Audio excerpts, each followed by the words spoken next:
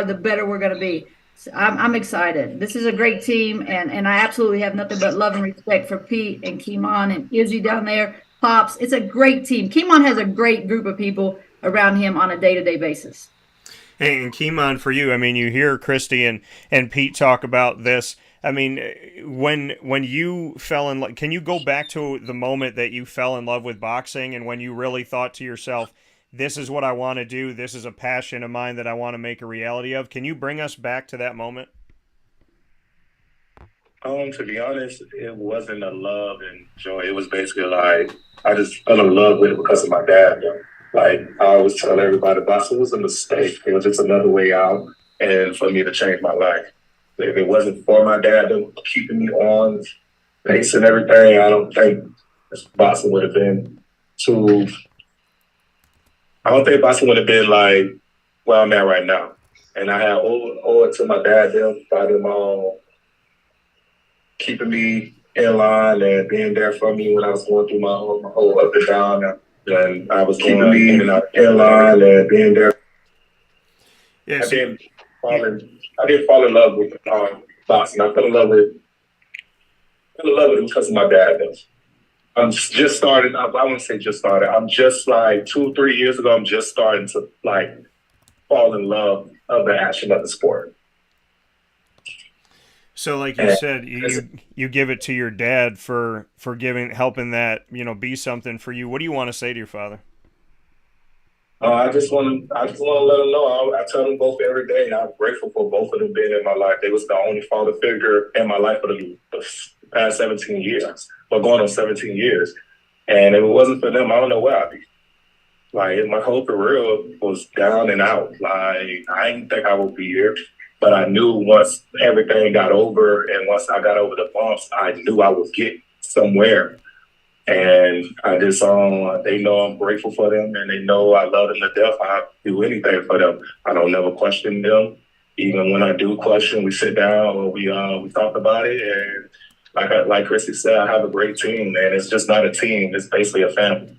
Like once you family to me, that's all I'm all about. Family, and I never questioned that. And Chrissy has shown me that for the past 2 years. She had came on board well for me, on board with me and interacting with me, her wife. We have a good bond relationship outside of my dad, and we talk, we text, we everything. So like I said, like the chemistry and the bond and everything is all there. And like I said, I'm grateful and I'm just thankful. And Kenmon, we talk about the fact that the boxing world is going to be watching you, and you're going to have so many eyes on you, fans, people that love this game, people that are out there playing this sport, loving this sport, enjoying this, and have spent so many years just falling in love with boxing. What are they prepared to see when they see you? When somebody says, okay, Kenmon Evans is coming up, how would you describe what they're going to see? They just want to see a tall, lengthy dude that throws 90 jabs per round, very slick, very crafty, and very high IQ. And he's going to see a lot of things that I'm going to bring to the table and that I'm ready for and that I can adapt. They're going to see everything. Look, let me say this about Kenmon. He is an athlete. He's an athlete first. And that's what we sometimes don't see in boxers. We don't see like just straight up good athletes. This man, his body just says, I'm an athlete, but he plays basketball all the time. I don't know that you did this, Kenmon, but you look like you ran track. He's just an athlete. Whatever, I can imagine that whatever sport he decided to play or be involved with, he would be successful at. So boxing just fits in. It is, and as he said, is his a way out. And this is what I'm actually at Wake Forest with talking about a brain study and this and that for boxing. And this is what boxing is, a way out for so many people. And this is Kenmon's time. And that's what I told him. I said, look, I had my night, the night that Don King put me in with Dieter Gogarty. This is his night that he's getting the opportunity for his Gogarty fight and to make the boxing world and the outside world. The biggest thing is when you can get fans that are not boxing fans on your side. And this is his opportunity to do that.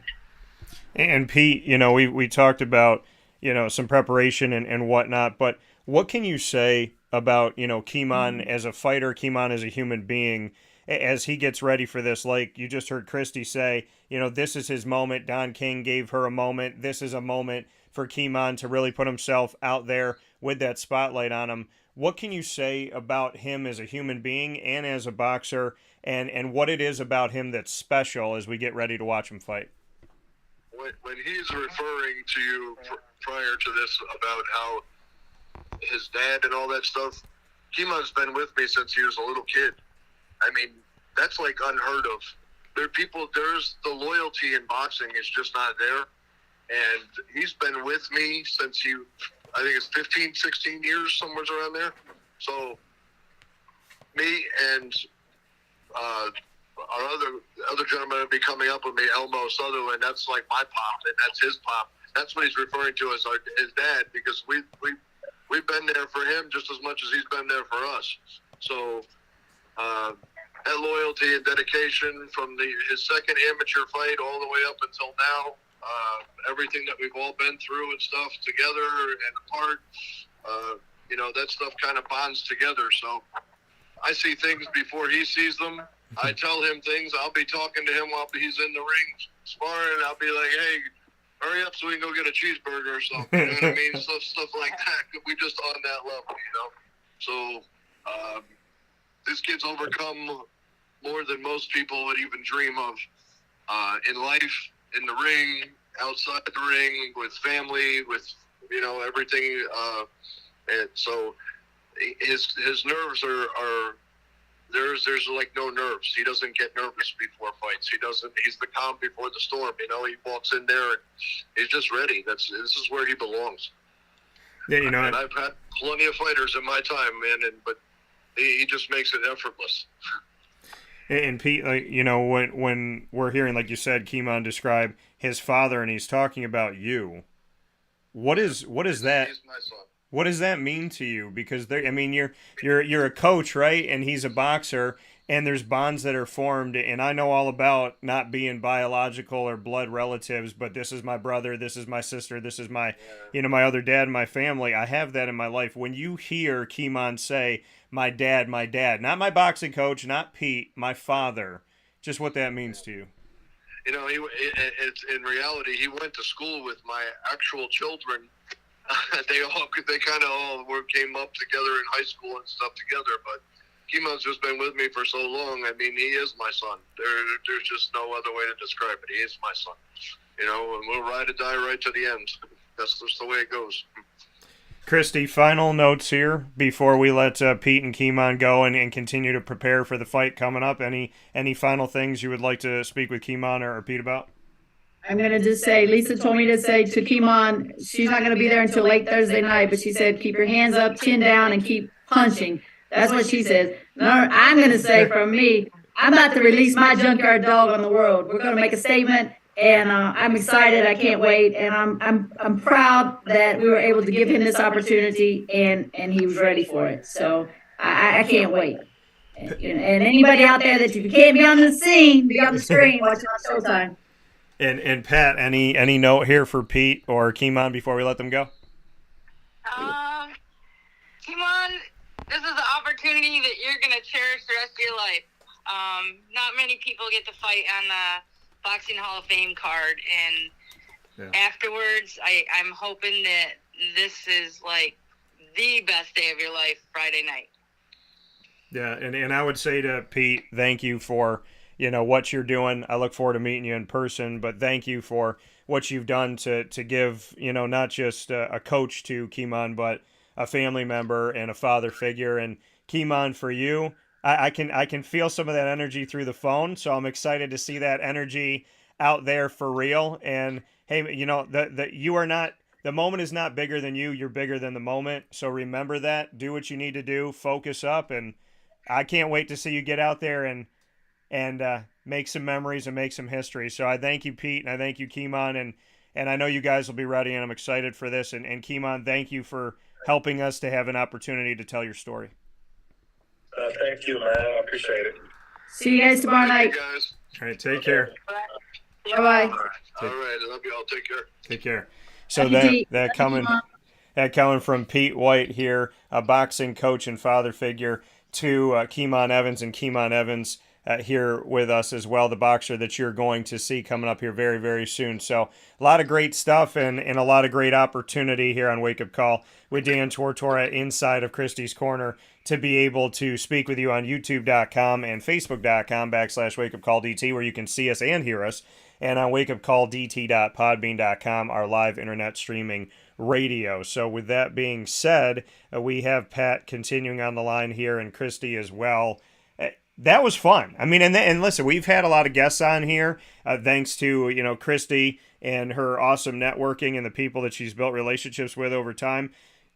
Christy, we've had a lot of different angles of boxing on the show, a lot of different pieces, from actors to promoters and kind of all in the like, different ways, and people that are involved in the journalism world of boxing as well. So we've gotten to see so many different viewpoints, but this is the first time we've had a boxer on. What does it mean to you to essentially break the seal with Kenmon Evans and have him be our first boxer here? It was awesome. And Kenmon did a great job, I felt like, expressing himself, and just, I can tell that he's ready for the opportunity. And you said it, the moment's not bigger than him. It is a big moment. It's the biggest boxing moment that he's had up to this point in his career. But he has to rise up and just be ready. And I feel like he's going to be. I am excited about the fight. I cannot wait. Kenmon is long, lanky. He has a Tommy Hearns-like right hand. Well, that might be, let me take that back, because we can't really say anybody has Tommy Hearns' right hand. He has a great right hand. So that jab's just going to set it up. And this guy, Clay Waterman, he's one of those guys that he's Mike Tyson-like. He wants to come forward, keep pressuring. And I'm hoping, and what I see in my mind is him walking right into a right hand and getting dropped. You know me, because I'm all about the knockout, right? Yeah. So we're looking at this right now, and I want to let people know, once again, we have the unbeaten light heavyweights at Clay Waterman and Kenmon Evans, who you just heard from, squaring off in a ShowBox, the new generation 8-round telecast, which will be here with us at Turning Stone Resort and Casino in Verona, New York, during International Boxing Hall of Fame weekend, coming up this Friday, June 9th at 9 p.m. Eastern Time on Showtime. Christy, bring me into, Christy Martin Promotions, putting this all together. ShowBox, Showtime, 8-round bout opportunity here at Turning Stone during International Boxing Hall of Fame weekend. This is like great on great on great on great on great. There's so many things. You got people coming in for the International Boxing Hall of Fame weekend, coming in for inductions, coming in for the excitement of it all. And at the same time, Turning Stone, you got people there. You have people in our community that, are going to be in the area in and of itself. You got people on Showtime and ShowBox and all of that. So there's so much that to me, it's like, how do you lose in an event like this? Speak on kind of putting this together and the road that you took to get here. You know what? It was really Kenmon staying busy. Yeah. And me keeping his name on everybody's, the top of their brain. Because first thing happens, you get these calls from all over asking, can you make this fight? Do you have someone at this weight? Do you have someone at that weight? Well, if as they say, squeaky wheel gets the grease. I just kept talking about Kenmon to Eric Botcher, to Steve Clemente, to anybody and everybody out there in the boxing world. Gordon Hall at Showtime. I kept talking about Kenmon. Well, just so happens that something, we need a light heavyweight. Well, here we go. We know that Christy's talking about Kenmon, so let's see if Kenmon can really live up to all the hype that she's put on him. Yeah. At the call, we were going to be on the undercard, no TV. One of the TV bouts fell out. Boom, they call me. Will Kenmon take the TV fight? We don't have to call Kenmon and ask him. He said yes. And I did, of course, call and clarify that it was okay with Team Kenmon, but of course, we had to jump on that TV opportunity, and to be seen live on Showtime is awesome. So, it's a little bit about just being in everybody's mind and knowing a few people. As they say, sometimes it's not what you know, but who you know. And that's kind of how it all came to play out. Yeah, and Pat, you were talking with me about this. It's back, in the early 90s of covering, boxing as a photographer. the International Boxing Hall of Fame weekend is huge for you. It's something that you've done for so long. Bring me into this. I mean, you have one of your closest, nearest, and dearest friends in Christy Salters Martin coming into town. You have obviously, Lisa coming into town as well, who you have a strong relationship with. You get to see Kenmon fight with, as part of Christy's team and have that connection. I know off the air you were talking to Pete White and, kind of reminiscing with him and whatnot. This is not just a weekend for you. It's work, but at the same time, it's all of this networking. It's all these connections. It's going to see people that you know again. So what type of homecoming is it for you whenever you get to do International Boxing Hall of Fame weekend? I never thought of it as a homecoming, but it's like you have a little anxiety the week of because, oh my God, it's here. Are you ready? Do you have all your stuff together? Is the schedule going to be workable? All the Hall of Fames used to be on the grounds and in Canastota, and now it's at the Turning Stone. And, it's a whole different atmosphere. It's a lot more work because it's a lot bigger, and you're fighting crowds to get to where you have to go there. But I think the overall atmosphere at the casino makes it so it's a much bigger event. Yeah. Whether everybody will come there, because there's people that are mad that it's it's at the casino and this and that, but the Hall of Fame induction has grown so much, and the venue needs to be bigger to be able to provide what needs to be done for the fans. And it's a lot different there, but it's also really good there because you get that casino atmosphere.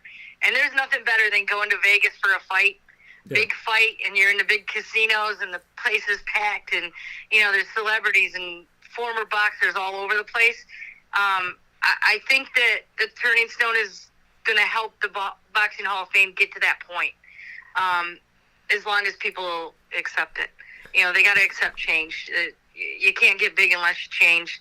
And I'm hoping this is the right direction for the Hall of Fame because they deserve to be big. It's a big event getting that ring. Talking to the fighters that are being inducted, they just can't even explain themselves out of excitement. So, as much as I liked it on the grounds, I'm learning to like it at the Turning Stone because I think that's where it has to go to get to be as big as it needs to be. Yeah, and I appreciate that, Pat, and you're right. If you want to be successful in your life, you have to be able to grow, to evolve, to ad lib. And to me, I mean, if I was a fighter, if I was Kenmon going into this weekend and I got told I'm going to be at Turning Stone, that's huge. I mean, that's big lights. I mean, Turning Stone has had so many different events there over time in the sports world, in the music and entertainment world. If you say we're going to Turning Stone and you're fighting at Turning Stone, to me, that creates, if Kenmon's walking around, if he's down in Florida and they say, oh, where are you fighting? You say Turning Stone. If people know anything about New York, they know Turning Stone Casino. They know what that is. They know that venue. And so to me, I think it's great. I mean, if I'm Christy, you're here with us on screen. I mean, I would be ecstatic about it. If I'm fighting, I'm ecstatic. If I'm coaching, I'm ecstatic. If I'm Pat and I'm shooting it, I'm ecstatic that I get to see it in Turning Stone. These are bright lights in big times. And Christy, all about the bright lights and huge opportunities. So, when you see Turning Stone, I would imagine that for you, that's an easier promotion of a fight. I think it should be because of the venue that you're at and because of its history.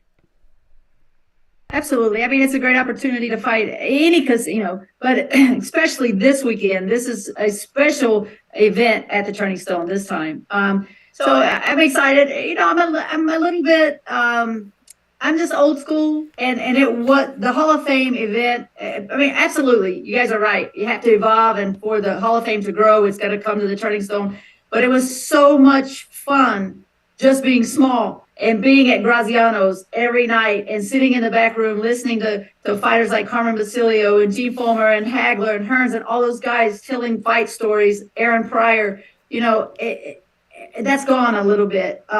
So hopefully the fighters, these younger fighters can figure out how to to rekindle that same excitement and that same fire, and start to understand how important it is to not only interact with the fans, but to interact with each other at different, the 60s fighters need to talk to the 70s or the 70s should talk to the 60s and the 80s to the 70s and like that. Like, learn about the ones that came before you and appreciate the ones that came before you, because if they didn't do what they did, you wouldn't be allowed to do what you're doing. And Exactly. I think that is really, really important. And going to the turning zone, it kind of gets lost, but I think that hopefully Ed and everybody will start to do a better job about pulling the fighters together. There's meeting rooms and things that they can hang out in, and kind of find a new place to have those conversations. Will be fun. Yeah, I think go ahead. And Dan, like over the years, like she talks about Graziano's, and the fighters all stayed at the Days Inn in Canastota, and after hours they'd be down in the room that they can gather in, and having some late night food and talks and boxing and stuff like that, and that will be really hard to do at the Turning Stone. They're going to have to create that, and that'll be the Turning Stone kind of letting go of some of the reins and allowing that to happen for Ed and the fighters. I can remember Marvin Hagler sitting in the back room at the Days Inn talking to young fighters, and they're just sitting there enthralled with every word he's saying. And Marvin goes off to bed, and the fighters are sitting there, and they're just like, oh my God, did that really just happen? He was talking to him about training. Pat, I hate to interrupt you. I just got chills. I just got chills from what she was just saying, because it's so over the top awesome. It was just an incredible thing where, and it was nothing official. Nobody else saw it. It was just for the fighters. And I think that if the Turning Stone could create that room for them where they can just go throughout the day, and, other fighters will be in there, and they talk, boxing stories, life stories, and, the excitement was there for the younger fighters. Sometimes the younger fighters now don't quite get that because they weren't a part of it, and they didn't see it. And, if they could just carry on that tradition a little bit, it'll help keep building the Hall of Fame to what it is today. And, like with being at the Turning Stone, I go back to a Coldplay song. If you never try, you'll never know just how much you're worth. And, Ed Brophy's taking a lot of heat right now, but I think he's going in the right direction because it deserves to be as big as it's going to be.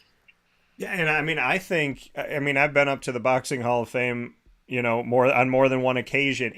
I feel like it, at a certain point, we need to expand it. You know what I mean? It's like, it's the International Boxing Hall of Fame, and you pull up to this building and it's so tiny, but there's so many great boxers. There's so much great history. There's people getting inducted every year. To me, it needs a proper upgrade and revitalization, because I feel like all the people that are honored there, we could honor them more. We could do more. We could have more interaction. I mean, how cool would it be to walk up to Christy Salters Martin and have something there of yours, right? Have some gloves there, have one of the robes that you wore, and then have like a digital thing where they can click on it, and then you could talk to them and say, hi, this is Christy Martin, and this is what I feel like I love that it's here in our community of upstate New York, and I feel spoiled that it's here. And at the same time, I feel like there should be enough donors and people that want to give back where we could really build up the Hall of Fame and make it an even bigger place, because I feel like we're going to run out of room. I mean, I feel like we already kind of have run out of room. So, and plus, you kind of hit it on the head. It's donors. Unfortunately, the Boxing Hall of Fame just can't get that major sponsor, like baseball stadiums and football stadiums. They have a major sponsor. This is a freaking International Boxing Hall of Fame. The Baseball Hall of Fame, the Football Hall of Fame, basketball, they all get their sponsors and stuff and big money. And, the Hall of Fame just can't get that sponsor to put across, the whatever that, what is that out there? Where the ring is and stuff. I mean, Yeah, the just need to, pavilion. you know, The they need pavilion that should be help. named blah blah blah something. Takata, Corona, something. Yeah, Pavilion. yeah. You know, it's just something that needs to be there. And that's the problem with the boxing world. Everybody's on it for themselves, unfortunately. And, you know, you'll see weekends where there'll be two big fights, two different areas. And I always say there's only so many boxing fans, and they have to pick and choose, and they shouldn't. You know, big events should happen, and it should be in one place. You know, there shouldn't be other events going on that day. It just would help build it and get it back to where it was. Yeah, I mean, to me, because I remember, you know, you see this stage. I'm looking at it right now in the studio. You see the stage outside, and on that stage was Sylvester Stallone and Mike Tyson when I had gone up there to shoot. And I just remember saying to myself, like, there was a lot of people there, of course, but I just remember thinking to myself, like, this isn't big enough for them. Like, I mean, there's so many more people that would want to sit and want to come that maybe thought like, hey, you know, I'm not gonna. There's nowhere to park. There's nowhere for me to go. There's no place. I mean, I just, you know, to the Christy Martins of the world and the Mike Tysons of the world and so on and so. I mean, I got to see some incredible fighters get inducted there, and now I've become friends with, and I'm going to say this on the air, you know, not one of my favorite fighters, but one of my favorite people because of who Christy is as a human being. I want it to be bigger for them because you deserve it. I mean, for goodness sakes, Christy, I mean, what you did for boxing for women forever. If you're a girl right now, 14 years old, and you want to box, they should be completely blown away if Christy Martin comes and speaks to them and shakes their hand. You know, there's that, like, you talk about the connection of like the boxing world today to the boxing world of those that are out of the ring now and you know, done boxing. When you look at who was and who, I mean, you would want to meet. That's something you should want to meet and want to connect with. I mean, I got to meet Bob Costas in broadcasting. I got to spend 20-30 minutes with him. Moments like that of like, hey, this is a guy who's done so many incredible things. I'd love to just pick your brain for a second. You know, there should be more moments like that where boxers get to talk and connect with each other, as you both spoke about here this morning. And at the same time, you know, I feel like if you get to meet a Christy Martin, she opened the door for every woman who's ever going to box from here on out. And at the same time, you know, if you get to meet Mike Tyson, if you get to meet Sylvester Stallone and everything that he did for the people that weren't in the boxing world to become boxing fans. There's so many different, you know, Oscar De La Hoya, there's so many people that we could interact with and have fun with. And I would love to see more of, like, you know, fans getting to meet and talk, but also future boxers and current boxers coming up to be able to walk up to you, Christy, and have a few minutes with you, because your words to them at 14, 15, 16 years old could help them get up in a ring when they're 25. Well, I appreciate those kind words, Dan, but you know what makes me different from a lot of the fighters today? And I think this is male and female. I recognize and appreciate the ones that came before me. Yeah. Too many of these fighters today, male and female, they just don't take the time to understand the history of the sport and to appreciate the ones that were there before them. And I may have told this story before, but I had a fighter in North Carolina, and I said to him one day something about Aaron Pryor. And he said, "Who's Aaron Pryor?" And I said, "Oh my God, I can't believe you don't know Aaron Pryor. And he's your weight class." And he said, "Well, how would I do against him?" I said, "He would eat you for breakfast, brother." I mean, that just shows that these guys and girls of today's day, they don't appreciate the ones that made it possible. And that's hurtful to me.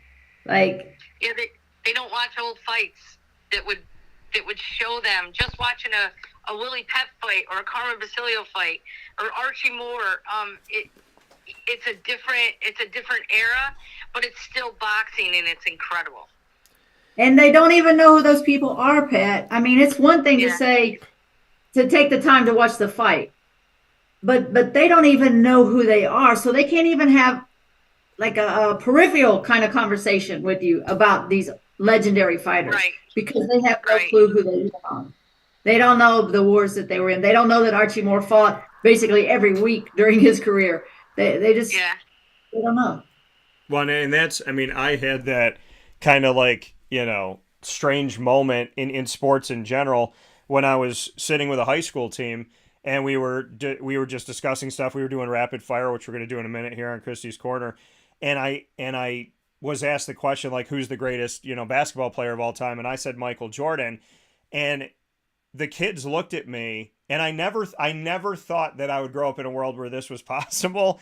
But they were like, oh, I can't speak on him. I've never watched him play. I was like, I had a library. You have the internet. You have YouTube. You have videos galore. You've never watched Michael Jordan. You've never looked at a highlight tape of Michael Jordan, 2 minutes of Michael Jordan. And well, I can't say he's the best player because I've never looked him up.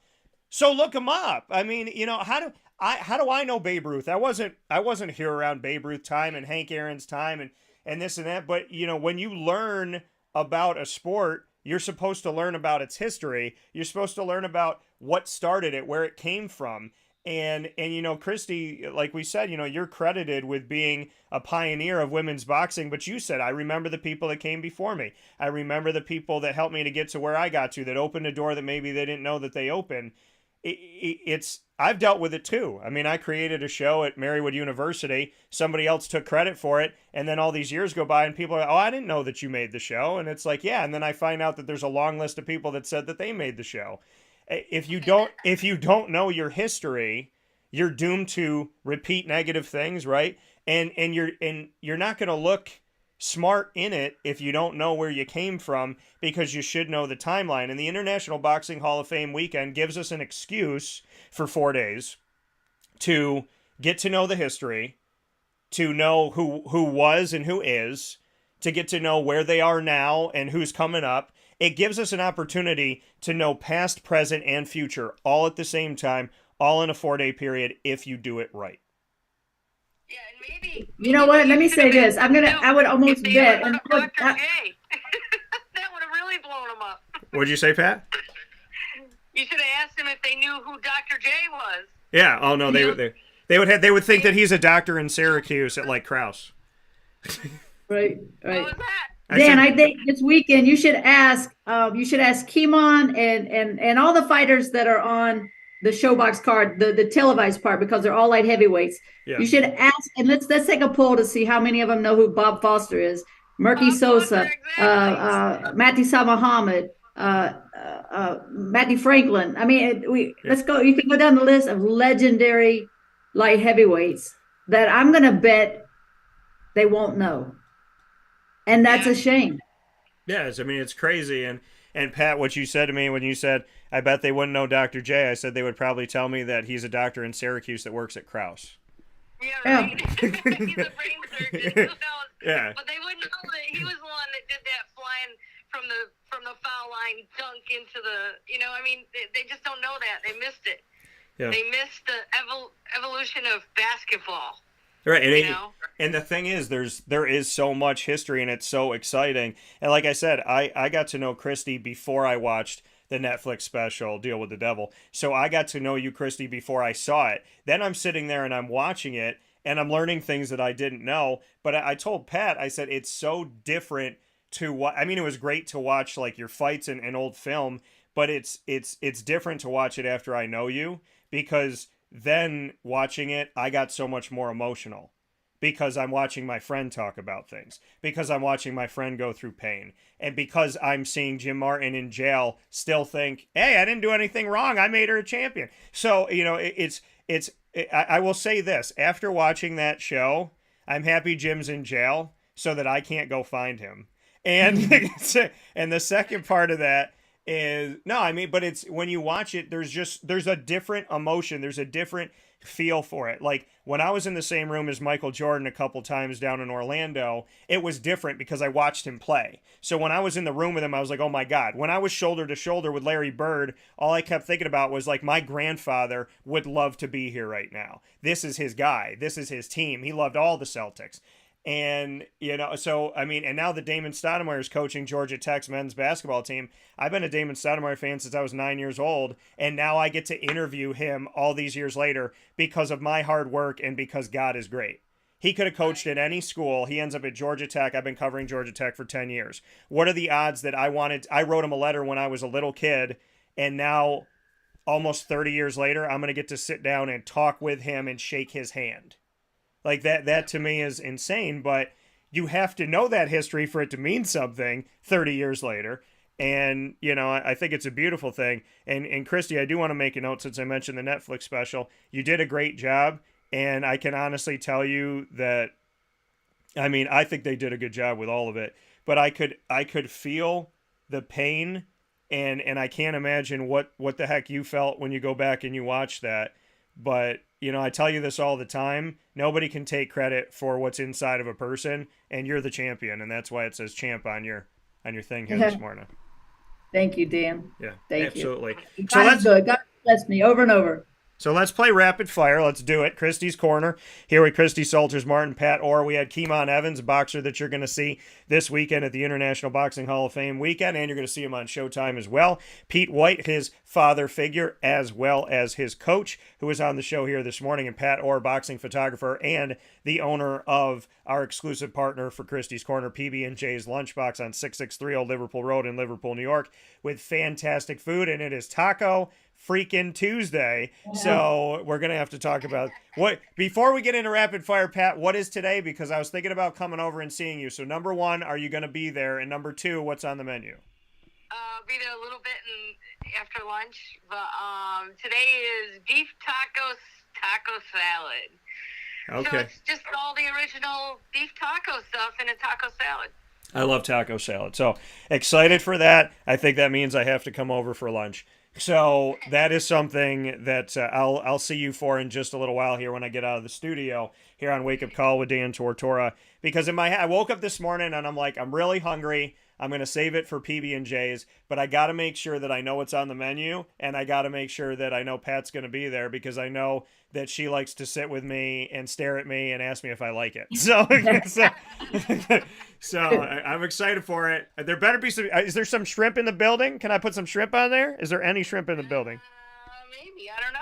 All right. Well, so I'll have to look when I get there. We'll have to figure out if there's shrimp in the building. But we're going to play rapid fire here on Christy's Corner. International Boxing Hall of Famer Christy Salters Martin, boxing photographer, and like I said, PB&J's owner, Pat Orr, and myself, Dan Tortora. We're going to do our normal wrap around here. So, Pat, you're going to ask me. I'll ask Christy. Christy, I'll ask you, and then we'll go back. So, what do you got for me, Pat? All right. So, Dan, now that you're getting into the boxing world more and more, if I'm going to ask you a question that, who was your favorite fighter, say, from the 60s to the 80s? And who is your favorite fighter now? Oh, man. I feel like when I was growing up, there's a person that got me into each sport. And so learning about more now, I would really have to break that down. But I feel like in order to answer your question, honestly, Michael Jordan, I would say for basketball, Tiger Woods for golf. When it came to boxing, I say it all the time, but it was Mike Tyson. I mean, Mike Tyson to me, like, my first memories of boxing were Mike Tyson. And when I think about boxing on the male side, I think of Mike Tyson.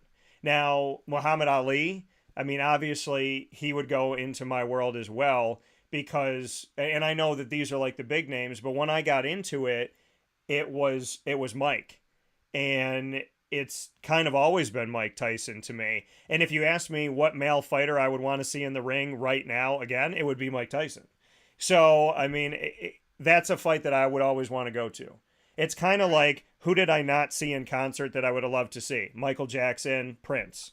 I mean, it's like that for me. Like, if I had been into boxing earlier in my life, really, really into it, I would have loved to go see Mike Tyson. And then see this undercard person of Mike Tyson, Christy Salters Martin, if y'all know her. That'd be cool too. Yeah. So, but I mean, to me, it's like, now when I go back and I watch stuff, I'm like, dang it, you know, like, why wasn't I into it more then than I was now? Because there was so much going on. And I just, I mean, like I said earlier, I love going back and watching Christy's film, but I would have loved to see things in real time and actually physically be there. And I never went to any of those fights that, you know, if I gone back in time, I would go to. So to answer your question, I would, and knowing Christy, I would love to see Christy, and I would love to see Mike Tyson. I'd love to see them the same night. But yeah, I mean, it was Mike from the beginning for me because there was just something about him. I honestly felt like he could knock out every single person. I thought there was a threat that he was going to TKO somebody every time. So, I mean, and Christy talks about that knockout, that one hit, and I just want to, you know, I want to come in the ring, knock you the hell out, and be done. I every time, I mean, there was times with Mike where people were like, pay-per-view, so excited, paying all this money for the fight, $100 to have it in the home at the time, or $99, whatever it was, and then it would start, and Mike would get out there, and he'd knock somebody out, and it's like 1 minute and 13 seconds into the fight, and everybody's like, well, have a good night, take some bean dip with you. So, you know, so... You say like Mike Tyson, and like if I tell you, like when I was growing up, it was Wide World of Sports. Yeah. And it was George Foreman, Ken Norton. Yeah. Larry Holmes. Yeah. Hagler, Leonard, Hearns. You know, and it was like just unbelievable the amount of fighters that you would see every single week on Wide World of Sports. Well, yeah, and you mention it. You're sitting there, and the names that you're mentioning, there's certain people that stick out, and George Foreman being one of them. George Foreman's got a movie coming out, and I genuinely, honestly can't wait to see it. So, you know, I don't know if you, Christy, do you know about that George Foreman's got a movie that's coming? I do, and actually, I think it is out in some. Is it out right now? I think so. I would like to go see it myself. I'm anxious to see that one. Because I saw the preview for it, and it was, I don't know, I think I saw the preview like 2 months ago. But maybe just like a limited, opening or something. But yeah. I think it's out there. So George Foreman, I'm going to check right now and see if it is, because I have been in vacation mode, and now I want to know if this movie is. So I saw the trailer for it. Now I want to know if we can go and watch it here. So it says Big George Foreman, where to watch. Oh, you could stream it actually in certain places. So that's something to know. So, but I would definitely like to see that, because that was cool to see, like, after all these years that they wanted to tell his story. And I know, Christy, you've talked about, you know, doing different things with your story as well. And I feel like that might help get younger boxers involved, because like Ernie Davis, kids now that get offers from Syracuse, I'm like, oh, what do you know about Syracuse? And they're like, I know the movie The Express, because they watched it, and they watched the movie The Express. And so watching that movie, that gave them a connection to Ernie Davis, because there was a movie about him that happened to be in theaters. So, you know, I think that's something that, yeah, so the movie, let's see here. It was pushed back again and released. It was released back in April, and May 16th. So it's going to be out on DVD May 16th. And it's going to be out on digital May 16th, and then June 27th. It'll be on DVD. So yeah, it was a very limited release, because it got pushed from March to April. It doesn't seem like it was in theaters that long. I don't remember seeing it at Movie Tavern. Pat, do you? That it was here? I don't know. Yeah, it says So that's why. I saw it was coming out, and apparently we didn't get it in Syracuse. So we can see it digitally on May 16th, which will be a good thing. So or we could see it now on May 16th, already out there, and I would hope that it's on Netflix or something like that. I honestly, right now, ladies, I want to tell you this. I still think it's May. I don't know if I got in a boxing ring and I got hit a couple weeks ago, but I'm reading May 16th and I'm going, oh, that's in 2 weeks. I don't know where this year has gone. I genuinely still thought it was May. Maybe it's because I was on vacation. Maybe it's because I was on vacation, because the doctor asked me to rest my voice because of some vocal stuff. And I don't know. In my head, May 16th wasn't here yet. So I don't know, Christy. I know you've gotten hit in the ring. Something must have happened to me. I don't know. Look, I'm right there with you. I don't even, I have to look at the calendar. I actually look at my phone to see what the date is most days. And sometimes I even have to look to see the day of the week. So I genuinely, but I did. I thought it was. I can't believe this year is like zooming by. No, we're in June already. I remember sitting in my studio being like, hey guys, Happy New Year for January. And then it was like January 28th, and now it's June. I don't know how I have no idea how that happened. But so Pat asked me that question. I said Mike Tyson. you talked about George Foreman. I'd probably throw him there too. My question for Christy is, okay, Christy, we're going to go to food. If you could, so let me ask you, let me preface with this first. Do you cook? Does Lisa cook, or do you both cook, or do neither of you cook? Basically, I mean, I cook, but I really do more heating up. Like I throw stuff in the slow cooker. I don't, it's like this. I told Lisa from day one, never come home thinking you're going to get a gourmet meal from me. It just doesn't happen. I'm not creative. I'm not confident in my cooking abilities. So okay. Yeah, I'm a good slow cooking, throw stuff in a slow cooker. So let me ask. Under more recipes. Yes. So right. More crock pot recipes. So let me ask you this then, coming off that question. If Lisa could make you your dream meal, what would the meal be? Well, actually, Lisa makes some really good lasagna.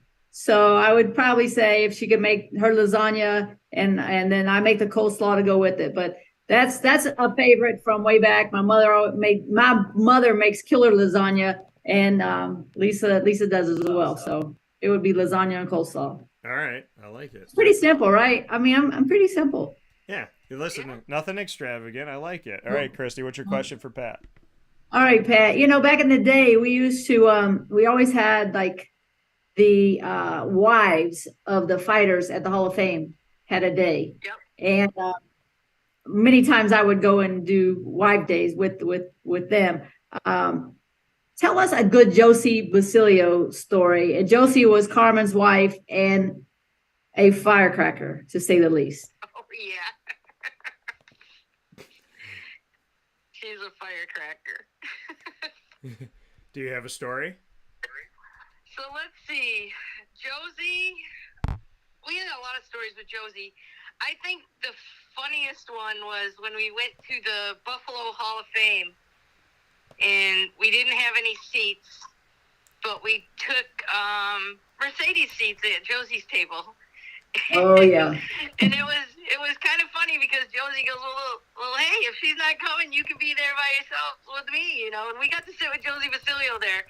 And whenever you sit with Josie, there's always stories. There's always, oh, look at this one over there, or do you remember this? She always has Hall of Fame stories. She always had boxing stories. And with Josie Basilio, you always laughed. She just always made you happy. And and Josie was like in her 80s and 90s and still dropping the F-bomb like every other sentence. She was a special lady.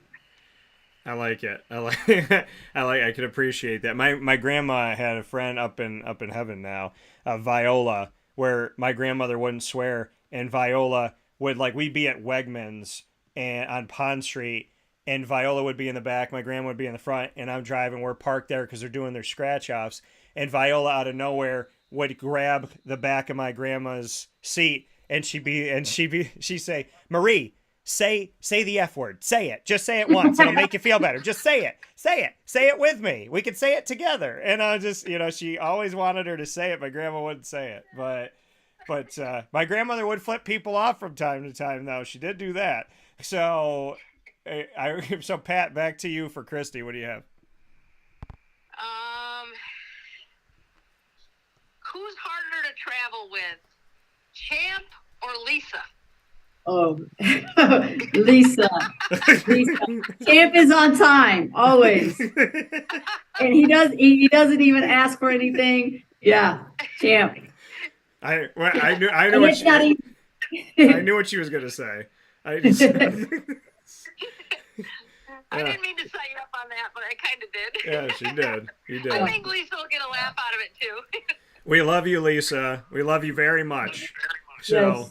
We do. And it was cool seeing Lisa in the Netflix special too, just here, because like when you get to meet people before you see them like that, meeting Lisa, I said it afterwards when I met her the day that we were talking about the book, and Christy and I met for the first time at PB&J's Lunchbox, thanks to Pat. And I just remember thinking to myself, Lisa looks like she could kill someone. I mean, the way, like, she has that stare where it's like, I don't want to be on her bad side. And then she comes up and she was talking to me after the show, And I was like, she's like the softest teddy bear if she likes being around you. It's like she's got this tough exterior and you don't want to mess with her. And at the same time, there was like a sweetness and a kindness and like a playfulness to her after that I was like, wow, it was so cool to see that other side of Lisa as well. So, Lisa, I hope that no matter what Pat and Christy said, I'm on your good side still. Yeah, that's always a good side to be on, is Lisa's good side. What'd you say, Pat?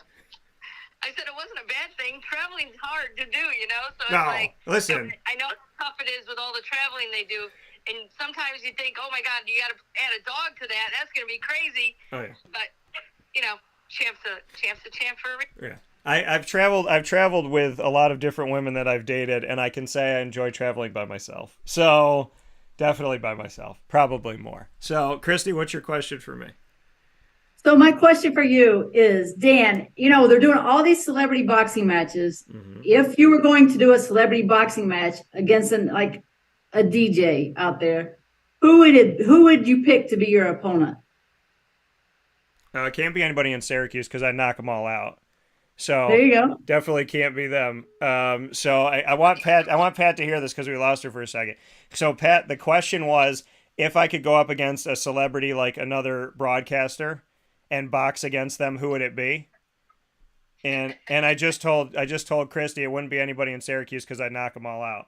So I would say, love you all, peace and love always. Just be nice to people. That's all I ask the Syracuse media to do, is to learn kindness, gratitude, and giving credit where credit's due, since everybody seems to put their stamp on my work.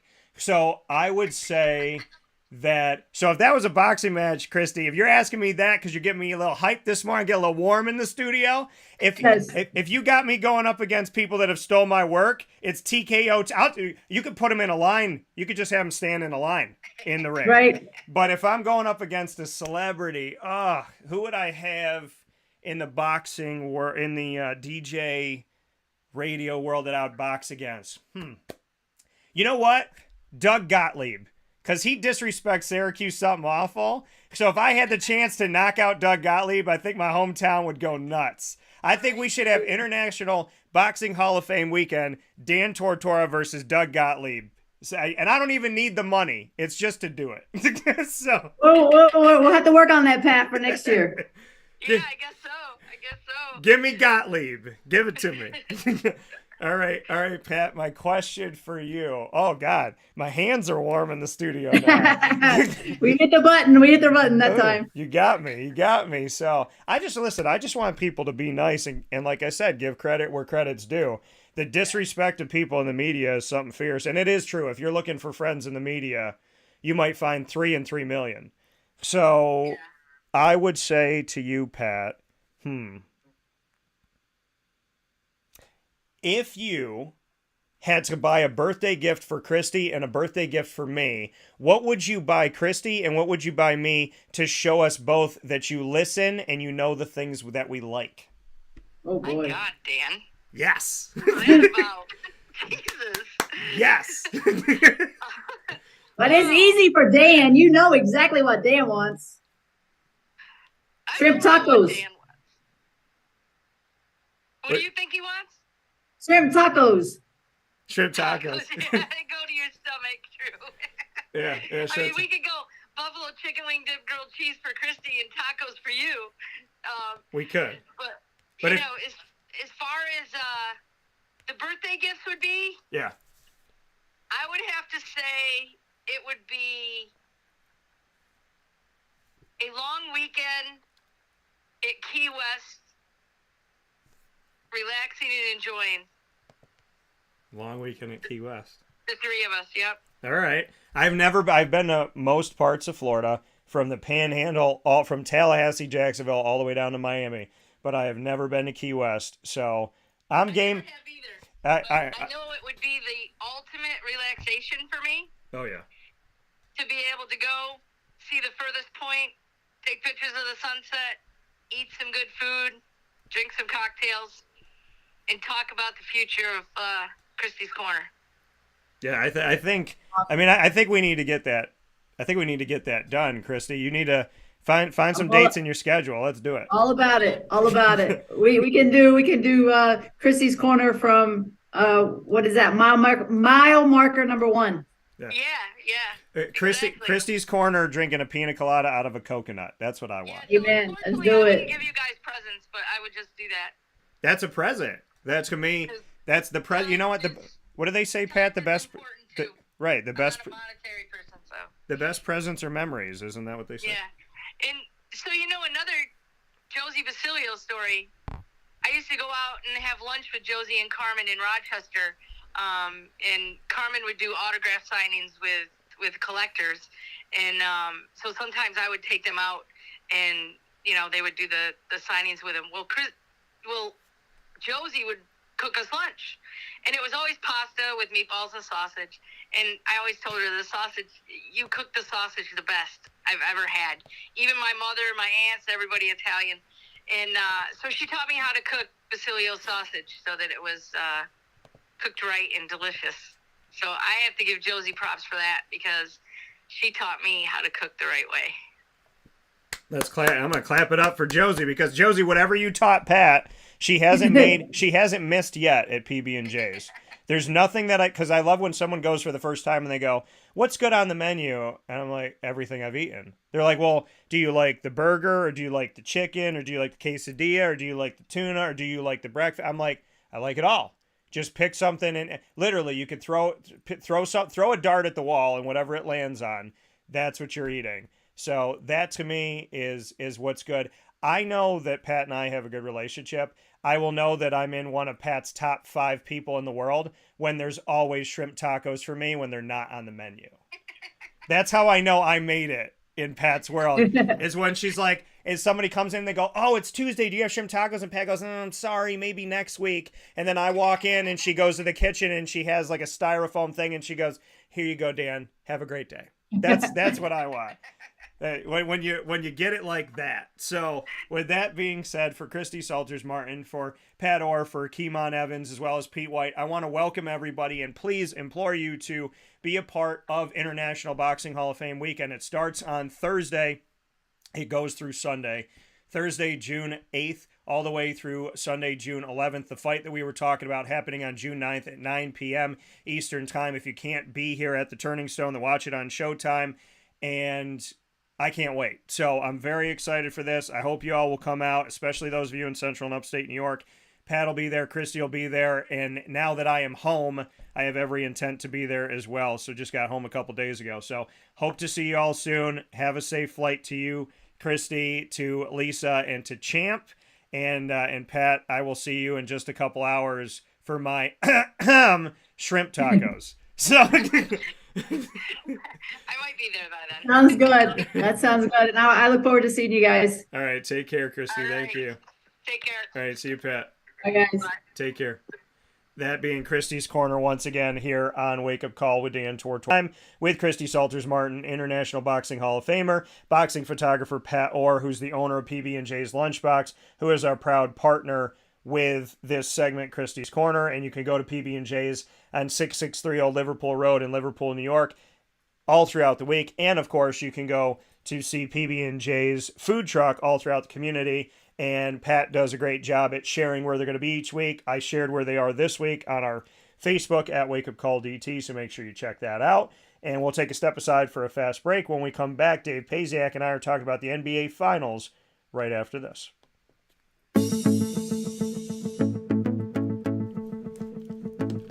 Avicolli's, located on the corner of Route 57 and Wetzel Road in Liverpool, New York, has been your trusted neighbor for decades. Located just steps from Liverpool High School, we're happy to have the Liverpool Warriors on-site, on-location broadcast at Avicolli's through Wake Up Call with Dan Tortora every single month, featuring student athletes, coaches, and administration throughout the year from Liverpool High School. Head out to Avicolli's today on the corner of Route 57 and Wetzel Road in Liverpool, New York, open Tuesday through Sunday for lunch, dinner, and drinks. We'd love to see you out there. And of course, you can call them at 315-622-5100 for takeout, delivery, and catering. That's 315-622-5100. And also find them on myavicollis.com. That's myavicollis.com.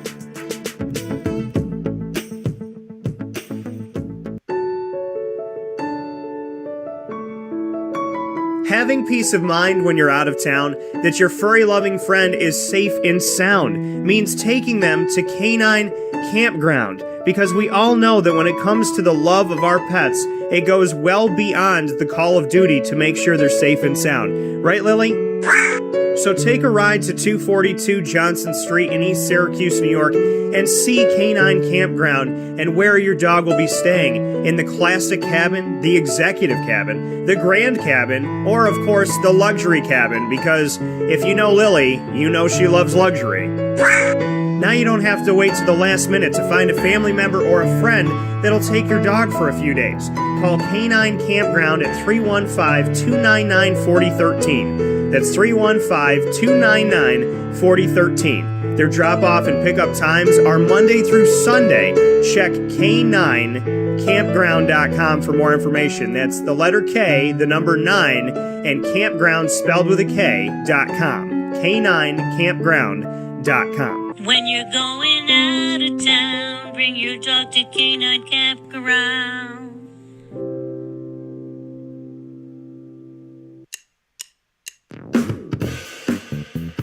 PB&J's Lunchbox, the food truck that you love finding all throughout central and upstate New York, now has a street-side cafe. So when you're craving their traditional favorites as well as their out-of-box amazing menu items, you can now head to 663 Old Liverpool Road in Liverpool, New York. Located just minutes from the highway, the Thruway, Destiny USA, and Onondaga Lake Parkway, PB&J's Lunchbox Street-Side Cafe is there for you Monday through Saturday from 9 a.m. to 7 p.m., serving breakfast, lunch, and dinner all throughout the day. Get breakfast for dinner, dinner for lunch, whatever you fancy, including their award-winning grilled peanut butter and jelly sandwich. Find them at 663 Old Liverpool Road in Liverpool, New York. PB&J's Lunchbox, where we love to know what's in your lunchbox.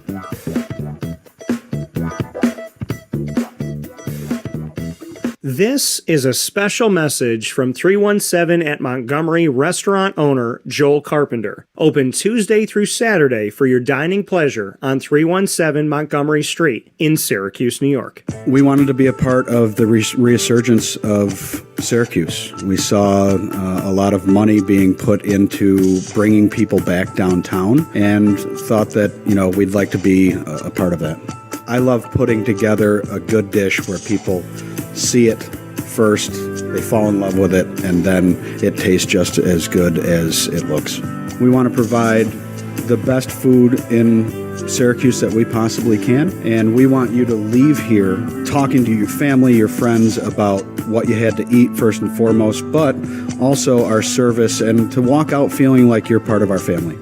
I work out in the front of the house a lot, and I love walking to every single table, asking them how everything is, and people looking at me and smiling and saying, this is the most amazing short rib I've ever had. This is the most amazing filet I've ever had. And Donna is great. Sarah's amazing. Thank you for coming over and talking to us. And then them just being truly happy for the experience that they've gotten.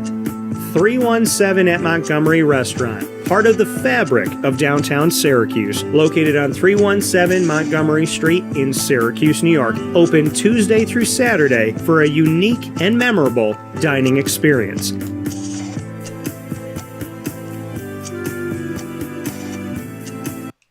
Welcome back here to Wake Up Call with Dan Tortora, and so happy to be here with you, and thank you so much for joining the show. Appreciate you here on Wake Up Call with Dan Tortora every Monday through Friday from 9 a.m. to 11 a.m. Eastern Time, where sports meets life.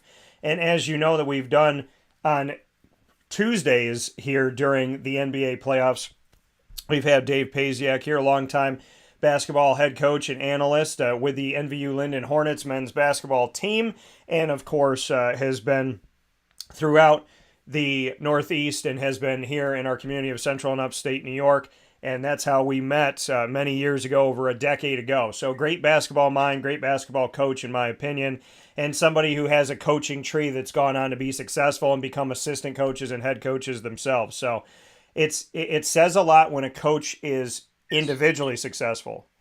It says more when the people that they train and that they coach become successful. So when there's a strong coaching tree, it says something about a coach. It's the difference between good and great, in my opinion. And with that being said, I welcome Dave Pasiak back to the show, who I consider great, not just good. Dave, how are you? I'm doing great, Dan. Appreciate the kind words. Yeah, you're always so mellow with it, Dave. That's why I like when I can get you to laugh.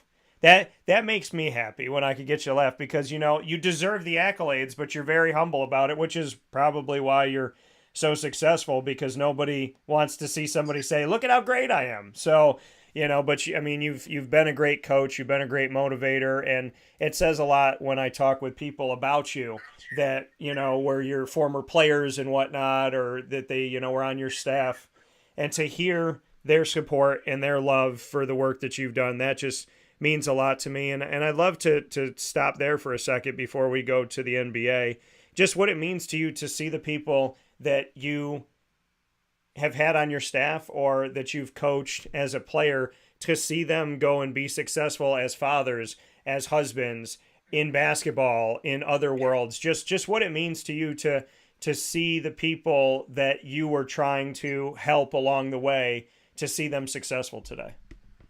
Well, I think that's really, why you get into coaching, is to try to help young people develop to their fullest and realize their potential, and obviously you're trying to shape them into being better players, but you're trying to, more important than that, you're trying to shape them into being better young men that are going to, whether they stay in the game as coaches. I've been fortunate to have some of my former players that are, and former assistant coaches and whatnot, that are now, head coaches at the college level, coaches at the high school level, doing well and putting their mark on the next generation of young people. But, it's really, I think that the lessons that that players learn from basketball or playing college athletics, competitive athletics, I think the lessons that they learn and the way it shapes their person, really stays with them a lot longer than winning or losing any particular game or championship or whatnot. Yeah, you talk about that and the people that you work with and lessons learned and whatnot. What can you say about Justin Stern? Justin obviously is a former player of mine. We've been close, and he got dealt a really bad hand at Casanova this year with the announcement that the school's closing. And I thought he did a phenomenal job of keeping his team together, having a successful season, just kind of staying focused at the task at hand. And, I'm confident that it won't be long before he gets another opportunity, to be a college head coach. And I'm sure he'll do a great job when that time comes. Yeah, because you talk about that and that coaching tree, and it makes me think of Justin, and he did one heck of a job at a time where a lot of people, I think, could have given up. He didn't. And I think that was such a beautiful thing, and I just want to make a note of that. So if you could say anything to Justin right now, if Justin was listening, what would you say?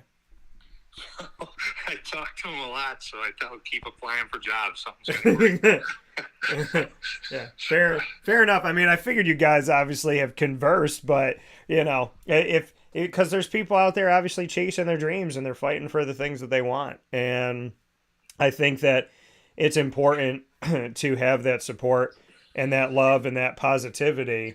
And you bring that, Dave. You're somebody that looks out for people, and I appreciate that you do what you do in that respect. So I think it needs to, like I said, be shouted out. I think Justin's going to be just fine, and I'm excited to find out where that's going to be, hopefully in the not too distant future.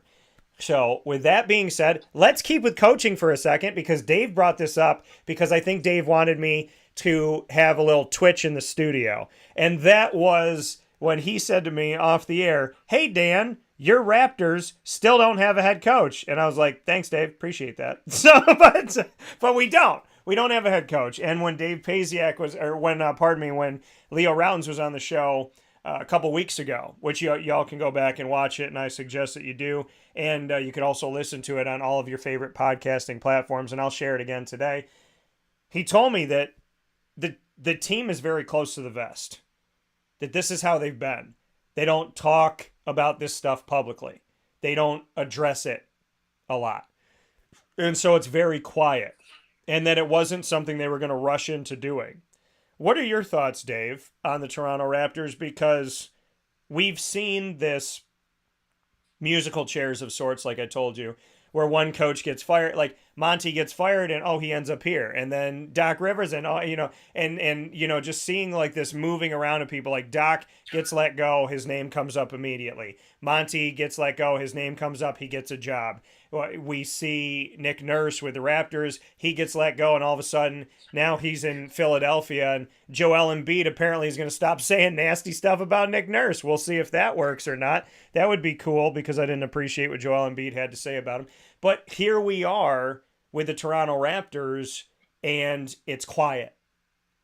How do you feel about that situation? And thank you so much for mentioning it today on Off the Air. Yeah, it just strikes me as a little bit strange that it's taken them the amount of time that it has, and when you make a coaching change in the NBA, a lot of times who you bring on board, there's a lot of things that are involved with it. One of it is like the reality is, there's got to be a certain amount of sign off from your star players. But organizationally, where are you at as an organization?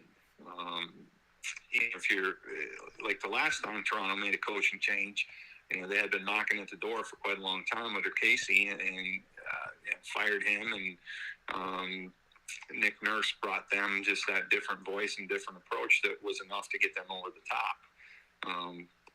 You saw that with the Warriors years ago when they fired Mark Jackson, brought in Steve Kerr.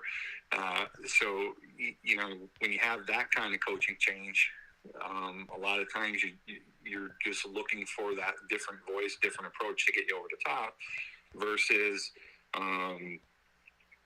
like the Pistons made the coaching change, the young talent there, to bring in a guy, Monty Williams, and open up the bank vault to pay him. I think they're looking for him to do similar to what he did in Phoenix, where he took a young team on the rise and was able to elevate them in fairly short order. So, the Raptors, it's just a weird situation in fairly short order. Job has been open probably as long. The Raptors, it's unfilled. So, you wonder if either they don't have the right guy yet, or they're waiting to see what other shoe falls in terms of coaching changes.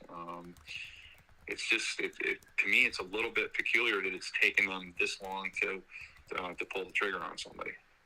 Is there anybody, Dave, that comes to mind that you would think they should call if you were them?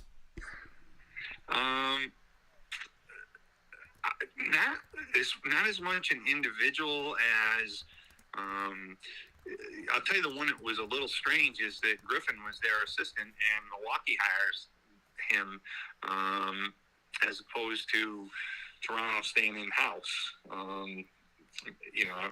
But like ordinarily I would think like the Raptor job is a job where you'll see like the highly regarded NBA assistant get the call. I don't think you'll see a guy like Budenholzer or Doc Rivers end up in Toronto. That typically, and it doesn't feel like the kind of job where a guy in the second or third or fourth go round is going to land there and kind of be that voice that gets into a championship. So, in answer to your question, I don't have specific guys as much as kind of a profile of what I think it would be. And, most likely an established NBA assistant, or, maybe even an out of the box type hire, with a coach that's coached internationally, professionally. Wouldn't shock me to see a team like the Raptors make a move like that either. Yeah, and the thing is, when hearing from Leo Routens, who's covered the team forever, the question of that, who is this going to be? And him saying like, hey, mum's the word, they keep it so close to their vest. So now, allegedly, Kenny Atkinson has interviewed for the Raptors head coaching job. So that's now, and I always say allegedly because it's not my source. So he's been with the Golden State Warriors since 2021 and was part of a championship team. So we know that could be a possibility. Your thoughts on Kenny Atkinson and his connection to the Golden State Warriors? Well, Kenny Atkinson's a guy that I'm surprised that he hasn't gotten another shot already, because he did a really good job with the Nets, and basically got fired because he wasn't KD's guy, and they wanted Nash in there to coach that team when they put it together. But the season prior, Kenny Atkinson for a couple of years did a great job of taking a team that most people think didn't have a whole lot going for it, and getting them to play hard and compete every night. And he's a guy that I think deserves another shot at an NBA head job, and Toronto might be a good landing spot for him.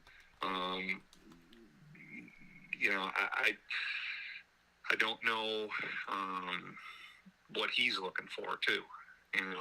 Is it the right thing what he's looking for with where their franchise is at, or he's been a guy, like I said, did a really good job with getting the max out of a team with kind of limited talent when he was with the Nets. Yeah, and with Adrian Griffin, you had mentioned him. He gets hired as the head coach for the Milwaukee Bucks, 17th head coach in franchise history. He spent 5 seasons as an assistant with the Raptors.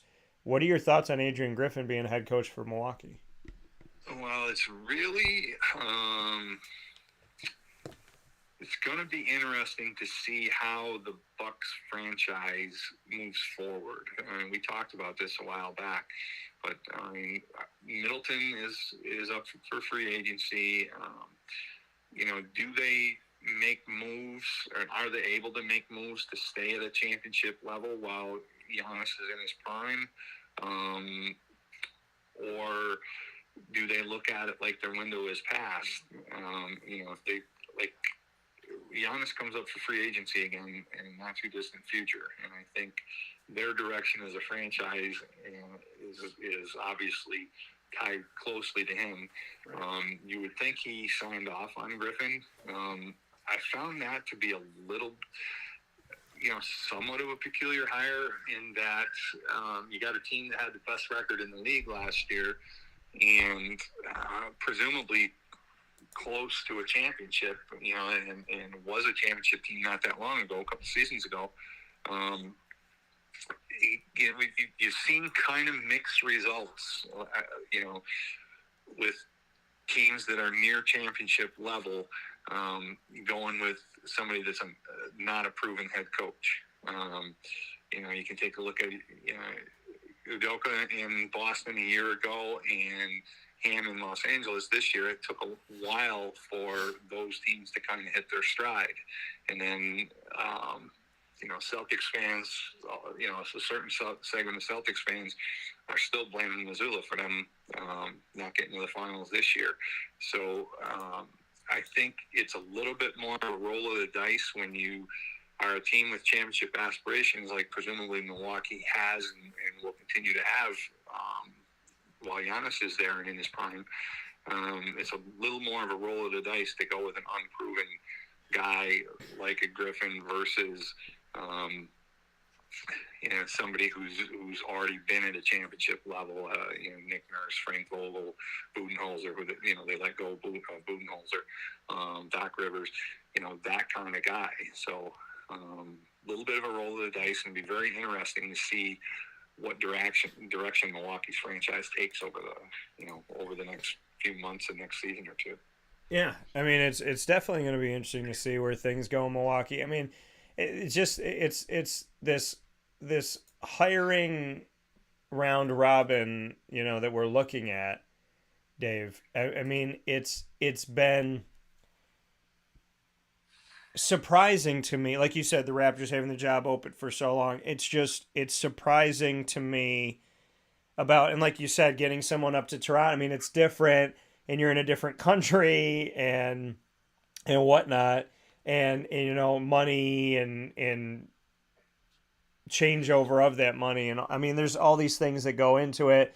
It's like when a player can go to Florida and have lower, you know, a player can go to Florida and not have to worry about state tax like they do when they're coming to New York. So, you know, I mean, it's different things that go into it. But to see these teams that, like in Detroit's case, needed to make a big move, and they did. And then you look at a team like Philadelphia that's seemingly a step or two away, and they hire a coach that led the Raptors to their only championship. There's moves being made that are questionable, right? Budenholzer getting let go by the Bucks, Monty Williams getting let go by the Suns. That doesn't make any sense. But at the end of the day, there's teams that are kind of, you know, chomping at the bit to go out and get these coaches that are still left out there. If Toronto comes and hires an assistant, or comes out of left field and hires somebody internationally, I mean, we know that Toronto's unique. We know that they're different. We know that they do things a different way. And I love my franchise. What are your thoughts, though, that I mean, do you think it's Budenholzer and Monty Williams and Doc Rivers? Do you think it's more of like, why would they want to go to Toronto? Or is it more of Toronto saying that's not the guy we want? I mean, I know we're not on the inside, but I know you've talked before about, you know, Toronto might be a tougher sell at times. So do you think that they can't pull a coach like that, since we're so used to seeing them have coaches that are non-household names that become household names? Or, you know, in Nick Nurse's case, a guy from the G League who people didn't really give a chance to at all that did what he did after Dwayne Casey. Where do you feel like we fall in Toronto? Is it a tough sell to get the big name there, or is it the thought of maybe they're not even reaching out to the big name because they do things differently? How do you look at it? It's probably a little bit of all the above. One, they got to be willing to pay them. Right? So, I mean, they're not gonna have to pay a career assistant or an international guy the same thing that they'd have to pay if they're trying to hire Budenholzer or Doc Rivers or somebody. So, I mean, that factors into it. And then, you know, the other thing is, like, you know, going to a foreign country, like, that's a sell to, you know, that's something you got to sell to certain people, even though, you know, Toronto is really not a lot. It's a great city, and not a lot of difference in Toronto versus any of the major cities in the United States. But I think that the biggest thing is, like, where are they as a franchise? And if you're a guy like Doc Rivers or Budenholzer, who's been a championship coach, are you going to be excited about going to Toronto, who's a team that is right now is at a little bit of risk of being in NBA purgatory for a while, to where you're good enough to be in the conversation to make the playoffs and make the play-in tournament and whatnot. Not bad enough to give yourself a great shot at a high draft pick, but not good enough to compete with the the Milwaukees and the Phillies and the Bostons of the Eastern Conference. So I think where they're at as an organization might be a roadblock for some of the, I guess, quote unquote, bigger names and more established guys. Yeah, I mean, and we'll have to see where they go from here. You know, just looking at some news and some names that have popped up. Obviously, Steve Nash, JJ Redick's name popped up too, and some, you know, and sometimes, and I know this from being in the media for almost 2 decades. Sometimes a name pops up just because somebody wants you to click on something, and sometimes a name pops up because that's an actual viable candidate. So we'll see as we go. But looking into the teams that are competing right now, the teams that have their coaches and the teams that are moving forward here, you know, we take a look at Miami and Denver in the NBA Finals. It started on Thursday, June 1st. Denver had not a lot of, I mean, you look at Denver and Miami, Denver had the time to sit and relax, and they didn't have to worry about, that's that kind of quick turnover, where Miami going 7 games with Boston after looking like they had the series, but still being able to carry it out. They came to this place 2 different ways. Denver having plenty of time, and they get to start the series at home. Denver won the first game on June 1st, 104-93. And then Miami got a game in Denver, which is huge to pull a game on the road, especially early in the series, 111-108, which happened this past Sunday, June 4th. The next game is going to be Wednesday, June 7th. That game is at 8:30 p.m. Eastern Time on ABC, as the finals will travel now to Miami. Your thoughts on these first two games as the series is tied and Miami was able to steal one in Denver? Well, first of all, I think, we had talked off air about it. It's really good basketball. So I think people that are fans of basketball, especially like in the Syracuse area, that it's fashionable to try to see NBA because people are so invested in SU and college basketball. But, if you're a fan of the game itself, it's a great series. I think both teams really, play the game the right way, and there's more to it than just iso ball. I think both are extremely well coached teams, and both have a superstar who makes the other guys on the team better players. I think the Denver gets ignored a lot from the national media and has, just because of Mountain Time Zone, not the biggest market around. Jokic is a two-time MVP, but I think this finals is really perhaps putting him on a national stage in a bigger way than he's ever been, and I think people hopefully will gain an enhanced appreciation for him and his game, his skill set. As far as Miami, Butler, there's got to be a little concern on Denver's part, is that the series is 1-1, and Butler hasn't had the huge, Jimmy Butler take over the game kind of game yet. Denver's, I think objectively Denver's the better team, but we said that about the people Miami are playing earlier in the playoffs too. Yeah. And I think the Heat. There's a little tendency, I think, as sports fans, the recency effect, and we overreact based on what happened in the most recent game.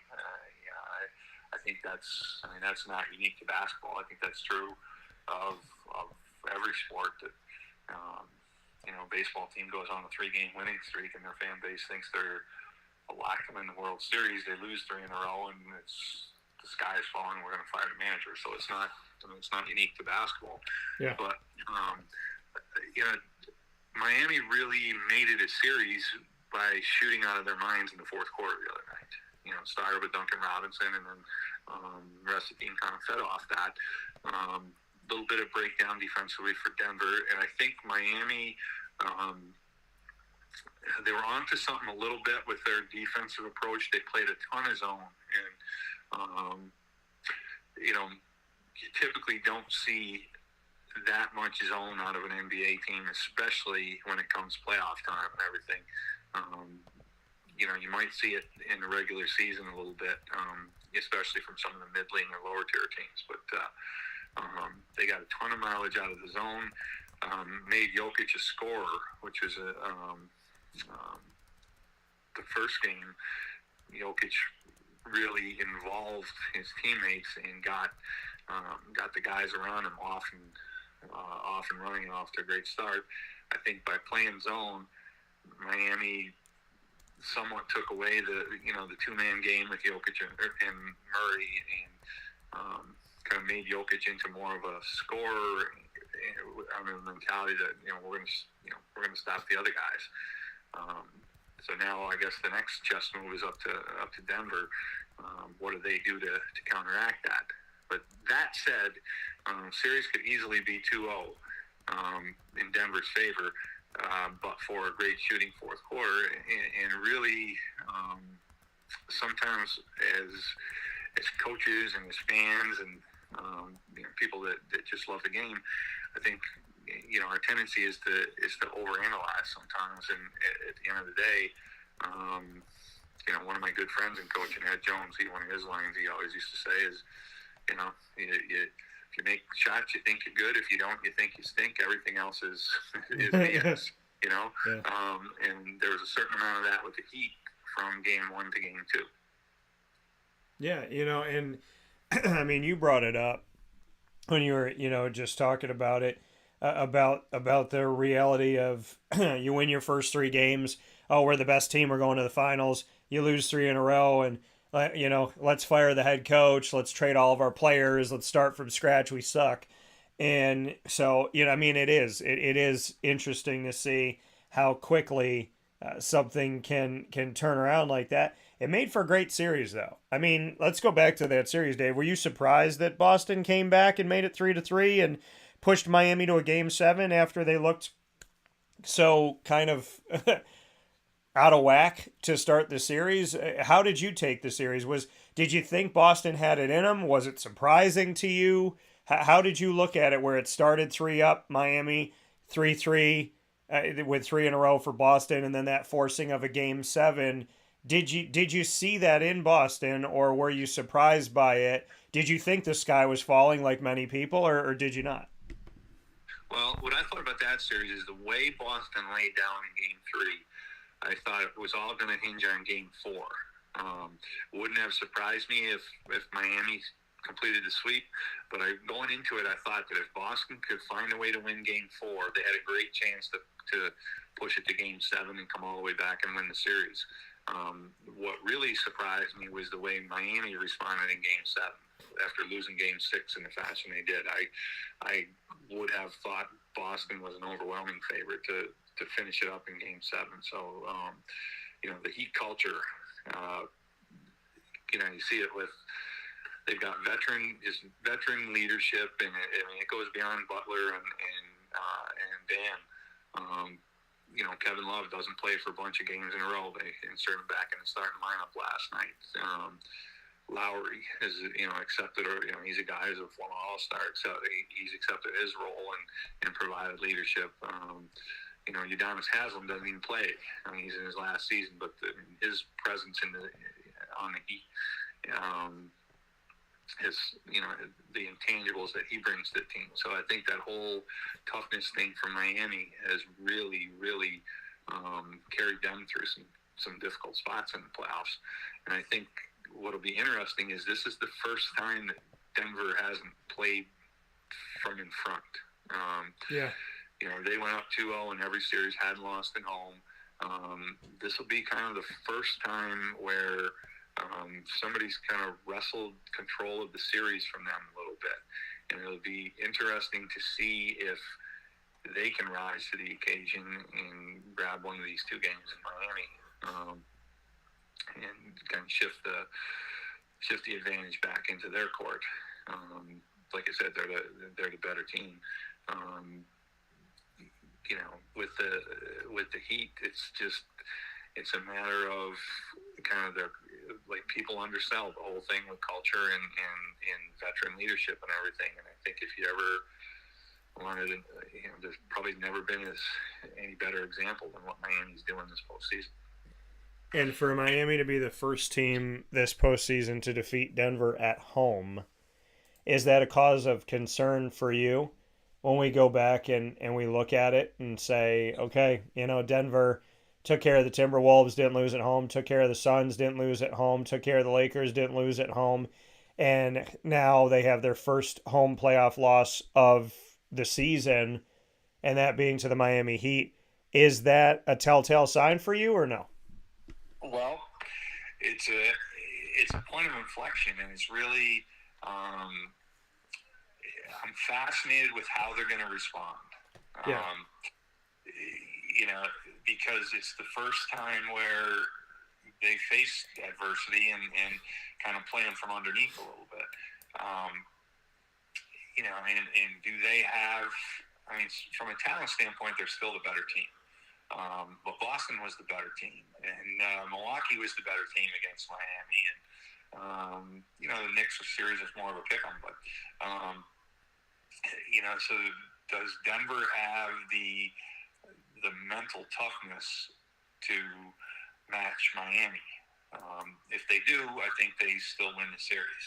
But if they come up short in that department, and a lot of that's going to start with Jokic and Murray. You know, they're in the finals for the first time, and it's a big stage. Can those guys continue to play at a high level? And then around that, who amongst the role players is going to elevate their play? You know, that much has been made about Miami having four undrafted guys in their rotation.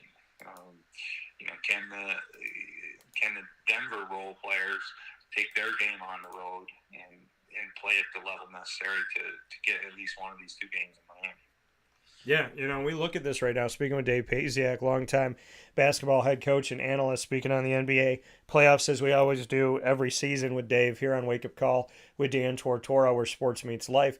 You know, looking at the ticket side of things, Dave, I want to let you know I'm on Vivid Seats right now, and I'm looking at the tickets that are available. Now, you can sit on the outer upper ring of Miami's stadium, which I was just Miami's arena. I was just by this arena a few months ago. So you can go to the top, to the 400 section, and you could get tickets for as low as $414 to sit up top. And there are a bunch of seats left available, which I find interesting here. So you can do that. You can go out here and get tickets for the top of the top between $414 to $500. If you want to sit behind the basket, it's over $1,000 in Miami that we're looking at. If you want to sit on the sides here, where you can see the length of the court, it's around $1,400 to $2,200. Some tickets, section 118 at Miami's arena, $2,634 per ticket. What are your thoughts about that, Dave? You want to go down to Miami? Maybe get haze in the Northeast from the Canadian wildfires. But yeah, I think that, you know, the thing that's a little bit unfortunate, and I mean, it's not just Miami, it's not just the NBA. You see it with the, you know, the playoffs and the Super Bowl, and you see it with the World Series and the Stanley Cup. I mean, ticket prices escalate in the postseason, and to the point where it makes the game out of reach for the average fan or the average family of four or whatever. Yeah. To go to be able to go. I mean, to be able to go to professional sports in general has gotten really pricey. But then when you factor in the price escalation in the playoffs, it's really it's really made it out of reach for the average guy or the average family. Yeah, I mean, it's crazy, but I wanted to bring it up because there's some juxtaposition here in the pricing. The lowest price for Denver's next game is $717. So the lowest ticketed price on Vivid Seats for this series in Miami is $414. In Denver is $717. So there's a $300 difference. And you would think when people normally think of cities that they think of Denver versus Miami, I feel like most people would say, oh, Miami's ticket's going to be higher. It's actually not. And the sections, it only goes up to the 300s instead of the 400s at Denver, but their arenas are obviously built different. The highest ticketed price that I'm finding here for Denver is section 102, which is $2,691 per ticket, or section 148, which is $2,695 per ticket. So that's what I'm looking at as far as those sections. Now, if you want to sit courtside, I don't know if you could sit courtside in Miami. So Miami's courtside seats are all sold out, except for the North Flagship and the South Flagship, which are over $7,000. So most of Miami's courtside stuff is sold out. There is one, actually, you know what? There is some available. Okay, Dave, if you want to sit courtside with me in Miami tomorrow at the Kaseya Center in Miami, $18,723 or $18,604. If you want to sit courtside in Denver, it's $8,632 or $87.23 or $61.65 or $11,659. So the courtside seats are a little bit better there. However, if you want to sit the length of the court in Denver, like I said, these arenas are built different. So if you want to sit the length of the court, you can pay in Denver $22,405 or $35,117. You got that in the miscellaneous funds, right, Dave? No, I thought we're going on DT Sports Media expense account. So, yeah, you thought we were going with that. That's called the credential account. So, but yeah, this is insane. Yeah, I'm looking at these right now because it looked like a bunch of courtside was gone, but Denver has more opportunities to sit close to the court. Miami has less opportunities available, and their prices are a little bit higher here. But the highest price I would say this. Miami has less available courtside, and their lowest ticket courtside is more than the lowest ticket in Denver. However, Denver has more opportunities and a $35,000 seat to go to Denver's Game 5, which is insanity. But just to kind of paint the picture for everybody, that if you do want to go to these games and you want to sit in the nosebleeds, you're paying bare minimum $400 in Miami and $700 in Denver. Are you surprised that Denver's are $300 more? Not really. It's the first time for Denver, so I'm sure that drives up the prices in the secondary market a little bit. Versus Miami's been there before, and it's probably a little more the focus of things in Denver versus Miami. There's always South Beach and a ton of stuff going on periphery to that. So, I'm not super surprised that, the Ticks are going for a little more in Denver, just given the fact that it's their first taste of the finals. Let me ask you this, Dave, before we get to the ingredients to success. Dave Pasiak, longtime basketball coach and analyst and avid Philadelphia 76ers fan. What is the highest price ticket that you would pay if the Philadelphia 76ers made it to the NBA Finals next season? What is the highest price you'd be willing to pay to go to the NBA Finals? Oh, I don't know. Honestly, it wouldn't be that much. It would be, a couple $100, a few $100 or something. To me, I'm not going to shell out the 20,000 or 30,000, like the courtside money. And if I'm going to sit in the third deck, I'd just as soon sit and be comfortable on the couch. Me personally, it honestly wouldn't be that high. Well, yeah, and I think that's, where a lot of people, it's like, hey, if I'm going to sit in a stadium and I'm going to be at the top of the stadium where I can touch the top of the stadium or, grab a hold of the helicopter that flies by, that, I might as well just be home. And I understand that. And at the same time, I think when it's your team, there's always that thought that you'll pay a little bit more. See, I'm that way with concerts. People paying $300, $400, $800, whatever to go to a concert. If I'm going to see a comedian or a musical person and it's anything over $100, I have to think about it. I genuinely have to think about it. I think the only ticket I paid $100 for was to go see Dave Chappelle in Syracuse. I paid for that. And the other ones that I paid for, I don't think they were that much, but I had to talk myself through that. I think it was maybe $108. And I was like, do I want to spend $108? I want to go see Dave, but do I want to spend? So I think it's to me, if it's over $100, I really have to think for an event, like a sport and whatever, I have to think about it. That's kind of where I sit at. And because, and I paid a lot of money to bring my dad to the NCAA tournament in Albany this year, because we waited to buy our tickets, and I thought to myself, oh, they're not going to be that bad. These are teams from all over the country, team from Florida, team from California. We got there, the tickets were sold out in the box office. I had to buy them online, and the wonderful online people, we were 15 minutes into the game, and they had jacked their tickets up double. And I'm sitting here thinking, if I'm on StubHub, I would be lowering my tickets just to hope to sell them because the game already started. I wouldn't be doubling my price because the game already started. So I think I ended up paying $400 for my dad and I to go see. I mean, it ended up being 50% of the Final Four this year in Miami and UConn. And I was willing to do it because it's my dad. So it was different for me. At that point I was like, whatever, let's just buy the tickets. But $400 after a game started was kind of insanity to do something like that, to pay $400 for the two of us. So, I mean, I'm with you, Dave. I think if it's over $100, I got to think about it. But yeah, $35,000 seats. I mean, that's what some people make in a year. That's a car. You could buy a car or go to the Denver Nuggets game. I mean, that to me is a little ridiculous. So let's get into the ingredients to success. The ingredients to success topic is Dave is going to tell me how he's going to raise money for us to go to Miami.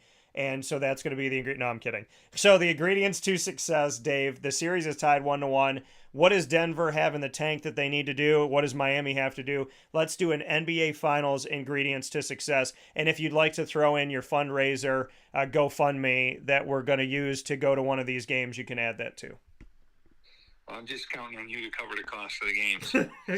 You got to get the plane tickets and the food, Dave. Yeah, you're rolling out more sponsors all the time. So yeah, that's true.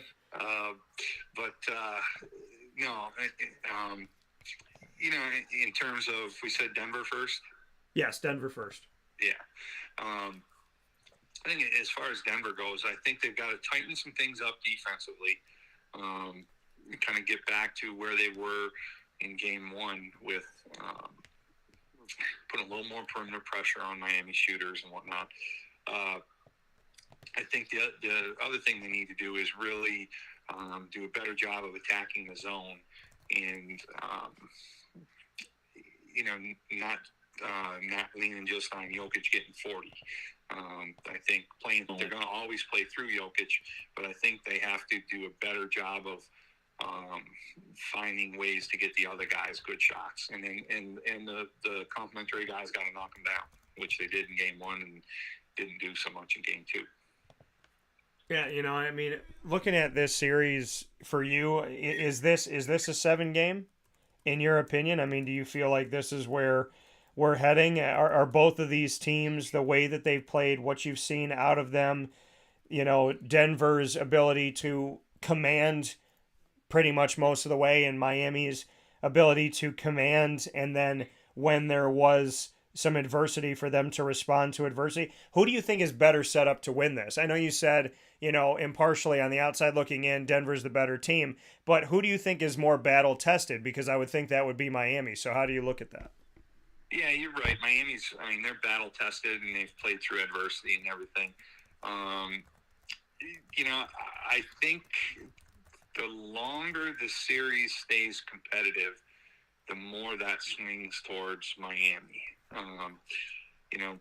From the fact they've done it in the earlier rounds, and like I said, the veteran leadership that they have, guys with championship pedigree on the roster. So I think the longer they can hang in the series, the more that shifts to Miami. I think, Denver, they're, like I said, at the end of the day, they're the deeper and the more talented team. So you think they should win. They should win fairly comfortably. But if they don't, then all of a sudden you got a lot of guys in the finals for the first time, a coach in the finals for the first time, and maybe they start getting a little bit tight. So I think the deeper, the longer the series stay competitive, and the deeper that it goes, the more that swings the pendulum towards Miami. Yeah, and I would agree. I think if Miami can keep this going, then they're kind of that like beehive. They send 1 B, then 2 Bs, then 3 Bs, then 75 Bs. So I do agree with you that getting out of this series for Denver earlier is a better situation. It's hard to go against either one of these coaches, though. I mean, with you being a coach, Dave, and at any level of coaching, that there's coaches that you kind of root for. I find it hard to not root for Denver Nuggets head coach Mike Malone, but I also find it hard to not root for Miami Heat head coach Eric Spoelstra, who I think a lot of people didn't think would ever get back here without LeBron and without Dwayne Wade and Shaquille O'Neal and so on and so forth. So do you have one that you feel like is more of the fan favorite? But if somebody doesn't have a dog in the race and they're watching Miami and they're watching Denver, like me, Toronto fan, you a Philly fan, who do you lean on? Do you lean on Mike Malone because Denver's never had one? Or do you lean toward Eric Spoelstra because I think a lot of people thought he would never get back here? Yeah, I like both of these guys a lot. They're two of the coaches in the NBA that, and this is funny to say about Spoelstra. He's finally starting to get his just due as, like, being perhaps, if not the best coach in the league, one of the best coaches in the league. But it took a long time for people to give him his just due. And I don't think Mike Malone's ever gotten his just due. And I think they're both guys that, like me personally as a coach, like I root for both of those guys because they kind of came up through the ranks and earned their stripes. And I don't think anything was handed to either one of them. And I think either one is easy to root for. Like whoever wins it, I'm going to feel good for them. Whoever doesn't, it's going to hurt. If you held a gun to my head, it's, probably I would like to see Malone get one because I think that would cement him as one of the, in the public's eyes and perception's eyes, as one of the elite guys in the NBA. But I don't think either one of them needs to win this series and win this championship to validate that they're, one of the top handful of coaches in the league. Yeah, and you look at the history. We talked about Mike Malone's history on the last edition we had here with Dave Pasiak here on Wake Up Call with Dan Tortora. But, if you look at the history of Eric Spoelstra here inside of the Ingredients to Success, proudly presented by the fantastic team at Avicolli, 7839 Oswego Road in Liverpool, New York, on the corner of Route 57 and Wetzel Road. Very easy to get to and within walking distance of Liverpool High School. To make a note here on Eric Spoelstra, after talking about Mike Malone's tenure, Spoelstra's been with the Heat since 1997. So you look at over 2 decades that he's been there. He was an assistant coach in 97-98 when he was 27 years old. And then he went on to become an assistant coach and a scout in 2006-07 and 2007-08. And then he became the head coach in 2008-09. And you look at it and you look at winning records. He had a winning record in 2008-09 and 43-39. Then he was 47-35. Then he was 58-24 in East Coast champions. Then he was 46-20 in NBA champions. Then he was 66-16 and NBA champions. Then he was 54-28 in East Coast champions. So you look at that and you say his first 6 seasons as the head coach, he had a winning record. Then he had a losing record in 2014-15 at 37-45. Then he had another winning record at 48-34 in 2015-16. So that's 7 out of his first 8 seasons as the Miami head coach. He's got a winning record. Then he's 41-41 in 2016-17. So at this point, winning record-wise, he's got 7, 1 losing record and 1 tying record at 41-41. Then he's 44-38, his 8th winning season, 39-43 in 2018-19, which is his second season under 500. And then he's 44-29 East Coast champions in 2019-20. Then he's 40-32 in the bubble, 53-29, and this season 44-38 in East Coast champions, again playing in the NBA Finals. So we look at his tenure, and we have that they were East Coast champions bare minimum in 4 seasons, NBA champions in 2 seasons, and playing in the NBA Finals this season with an opportunity to win it again. So that's a pretty nice history for a coach that didn't get his just due. And I'm gonna admit it myself. I did not think. I thought he was just like a space holder when Pat Riley was, at the top, and that Pat was still, pulling the strings and calling the shots when Eric Spoelstra first came in as the head coach. So I got to be honest, I didn't give him his just due throughout. Until now, when I'm really seeing him in the finals right now with this Miami team, when I thought last year they could make it, with him making it this year and doing everything that they've done, I'm always honest on and off the air. I'm giving Eric Spoelstra his credit now. And I know that it's years and years beyond, but there's no Dwayne Wade, there's no LeBron James, there's no Chris Bosh, there's no Shaquille O'Neal, and so on and so forth. I think him doing it now, just like Tom Brady doing it with the Bucs, is enough for me to sit here and say Eric Spoelstra is one of the best coaches the NBA's seen in the last couple decades. And I can say that because I don't think you can argue what he's done right now. And granted, Jimmy Butler and all that, but I think him doing it now without the superstar and LeBron coming in and creating a crater and blowing up the team and making a new team, except for Dwayne Wade, I think seeing Spoelstra do it today, all of these years into his career, I think it would have been easy for people, myself included, to say, now that LeBron, Bosh, and Wade are gone, he's never going to win another one. To see him be in a position to win another one now, I have to sit here and I have to say, I'm sorry, Spoelstra, I did not give you the credit you deserved in the beginning. And after all these years and seeing what you've done this season, not that it matters to you, me giving you the credit or not, but you have it.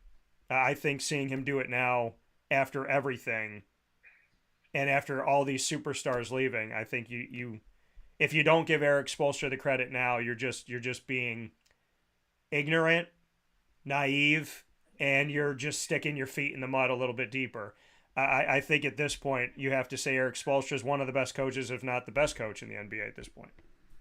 Yeah, I don't disagree at all. I mean, I think first of all to stay there and stay at a high level for the length of time that he has, that in and of itself the average shelf life of an NBA head coach is not that long. I mean, we saw it this year with guys like Budenholzer and Rivers and Nurse and, Frank Vogel, seeing those guys get fired,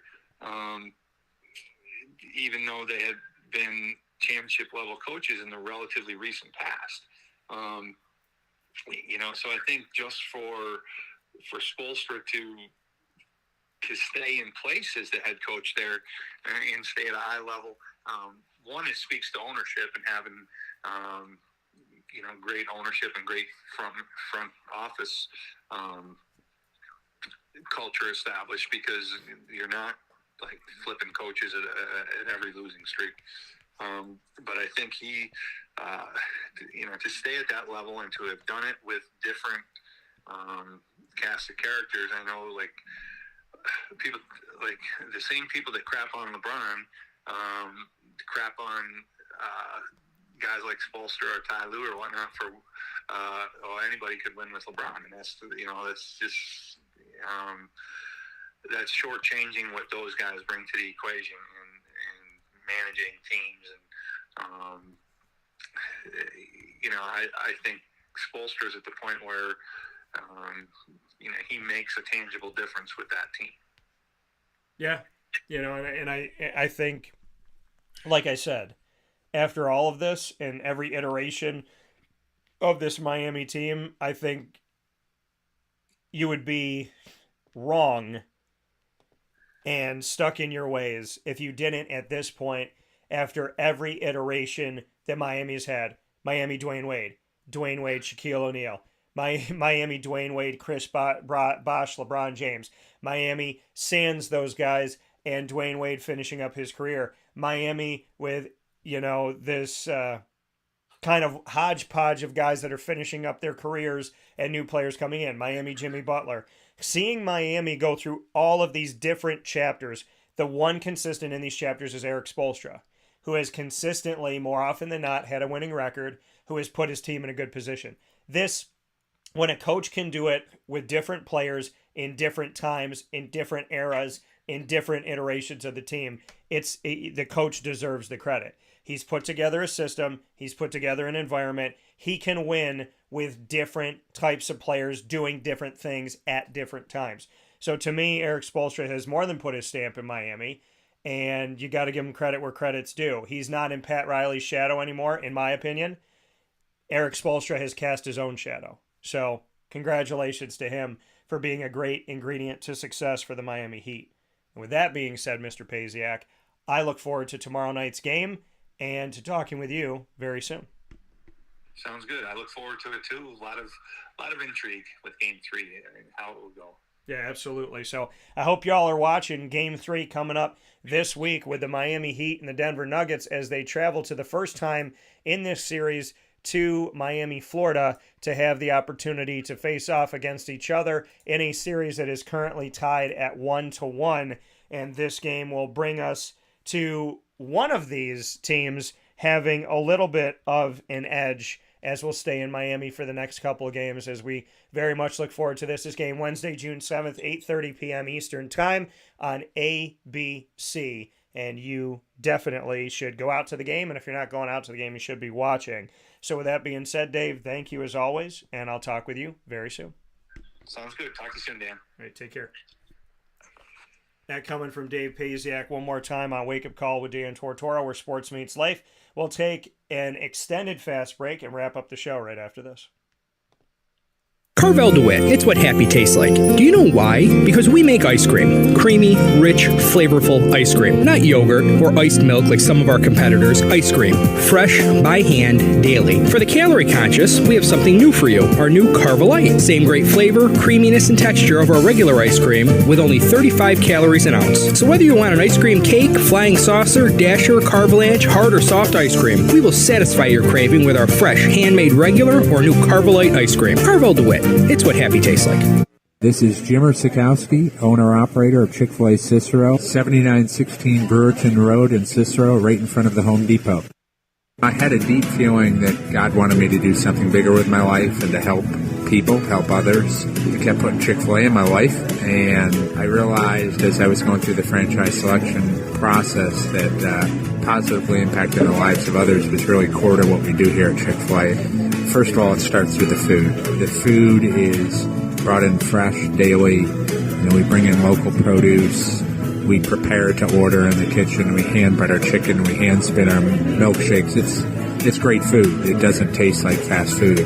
I think the second thing is the way people feel when they come in a Chick-fil-A restaurant. It's different. We try to treat people with intentional kindness here, which is very different and deeper than good customer service. And so I think it feels remarkable for most people to come in a Chick-fil-A restaurant. And then lastly, the impact that we try to have in the community is very different. It's a big part of the expectation of every operator of a Chick-fil-A restaurant is that they're actively engaged in their community, they're a leader in the community, and they're making a difference. When they realize that what we're striving to do is to shine a little light in their life, that's a very, very different experience than you will have in any other quick service restaurant. And it's that remarkable experience that I think people will emotionally connect with.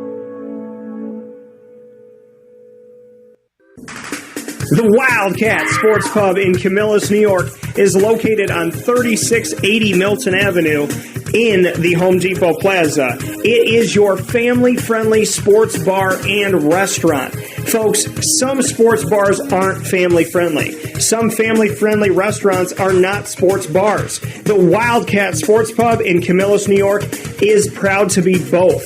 It is that marriage that you've been looking for years. The Wildcat Sports Pub is your home base for your sports bar and restaurant needs, games for the kids, indoor and outdoor activities, and enough things on the menu to come back every single week and get to try something new. They're open Sundays from noon to 8 p.m., Monday through Wednesday, 11 a.m. to 11 p.m., and Thursday through Saturday from 11 a.m. to midnight. For reservations and party information, call 315-487-2222 for the Wildcat family-friendly sports pub and restaurant.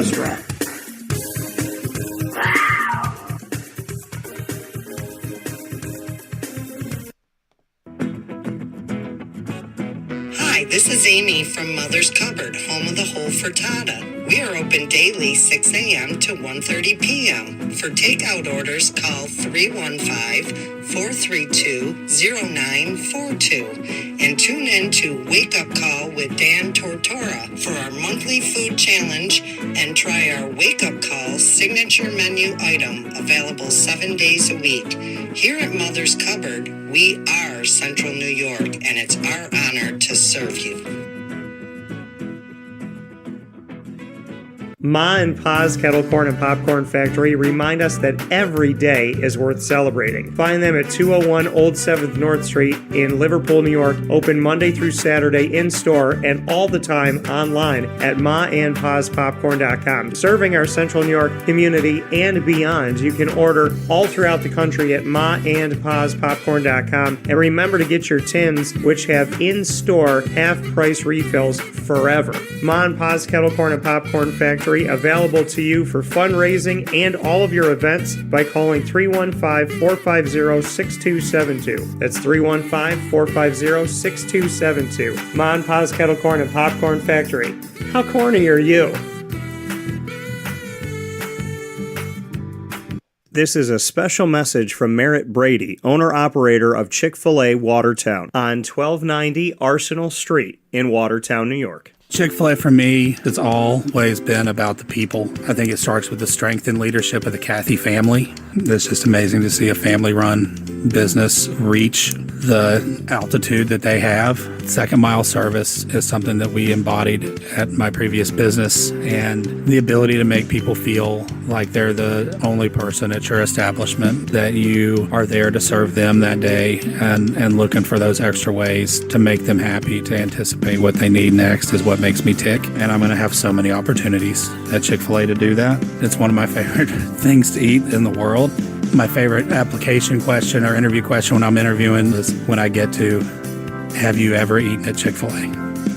And a smile hits both their ears. You know, they can't even answer the question for a second. And when I see that, it's like, man, that's going to be a great hire. They already get it. They already feel it. They already know that we're different. The Chick-fil-A experience, it's a real thing. And then, of course, just our generosity and community involvement and making a positive impact in the lives of our team members, our guests, and the community in general, I think is really the secret sauce.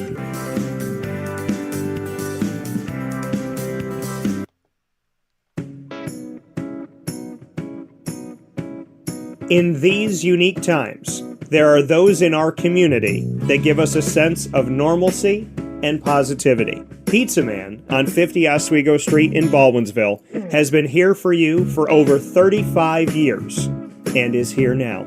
Call 315-638-1234 or order online at pizzamanbville.com to bring those familiar tastes into your home.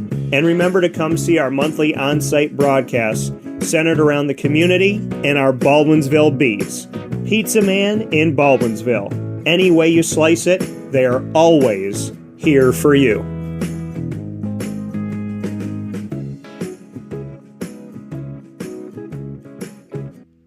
I'm George Townsend of Honda City with some good advice when buying a new car. The true cost of owning a new car is determined by the appraised value when you trade it. No vehicle appraises higher than a Honda. Next, look for low APRs and deep discounts. You also want low maintenance costs and great fuel economy. That's why my advice to you is to buy a new Honda. Looking pre-owned, visit our Honda Certified Used Car Center. Honda City, 7140 Henry Clay Boulevard, Liverpool, or HondaCity-CNY.com. It would be a pity if you don't shop at Honda City.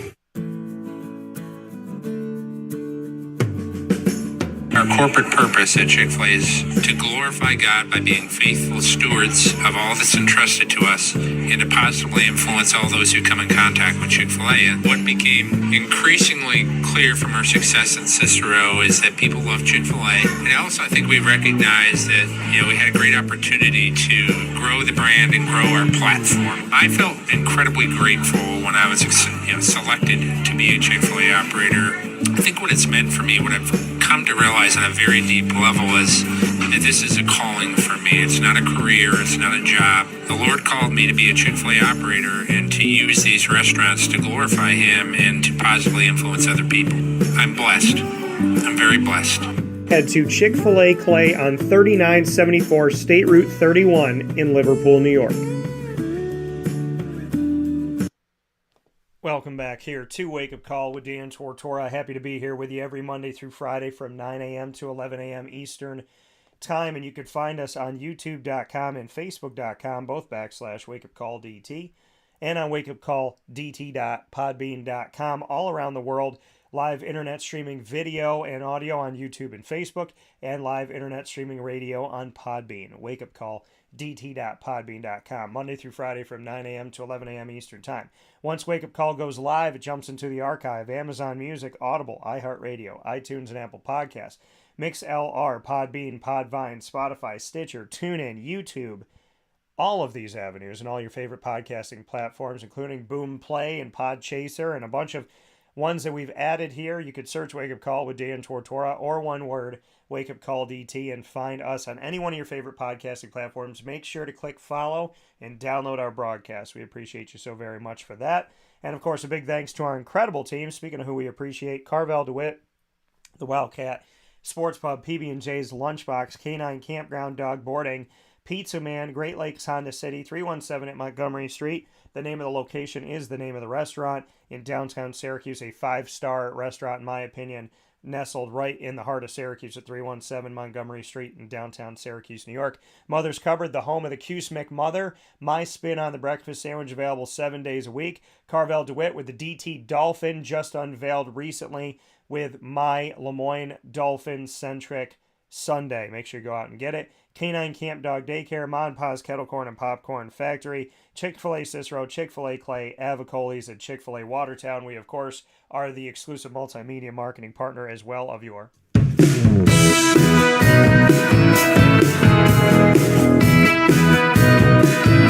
Lemoyne College Dolphins. It's Fins Up every single month with the Dolphins, bringing you our Dolphin Time Wednesdays at 9 a.m. Eastern Time.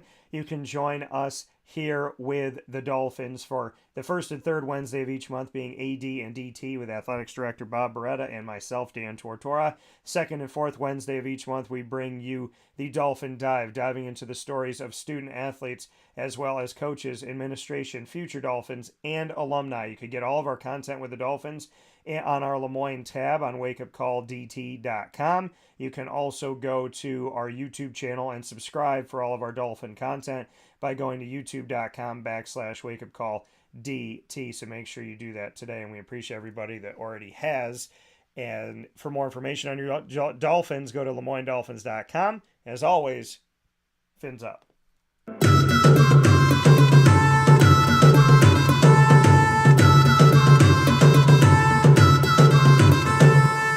The Bryan and Stratton College Bobcats of Syracuse are exclusive multimedia marketing partners with Wake Up Call with Dan Tortora. We're proud to bring you the Bobcats every single month with stories from their student athletes, administration, and head coaches. We have the blessing and the privilege of speaking with national champions in men's and women's soccer, national tournament competitors in men's and women's basketball, and inaugural season that just finished up with the baseball team, as well as the come up of esports. A lot of great stuff happening at Bryan and Stratton College on James Street in Syracuse, New York, and we are the exclusive home to bring it all to you all throughout the year, every single month. Stay close to our social media to find out the next time you're going to hear from the Bobcats inside of Bobcat Buzz.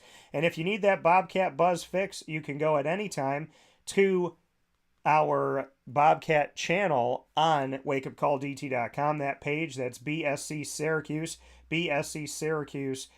tab on wakeupcalldt.com will give you our Bobcat content, and you can also subscribe to youtube.com/wakeupcalldt for all of our Bobcat content as well. With that being said, big time thanks to the Bobcats and all the work that they do in our community and beyond, to all the teachers, administrators, student athletes, students, head coaches, coaching staff, and everybody involved.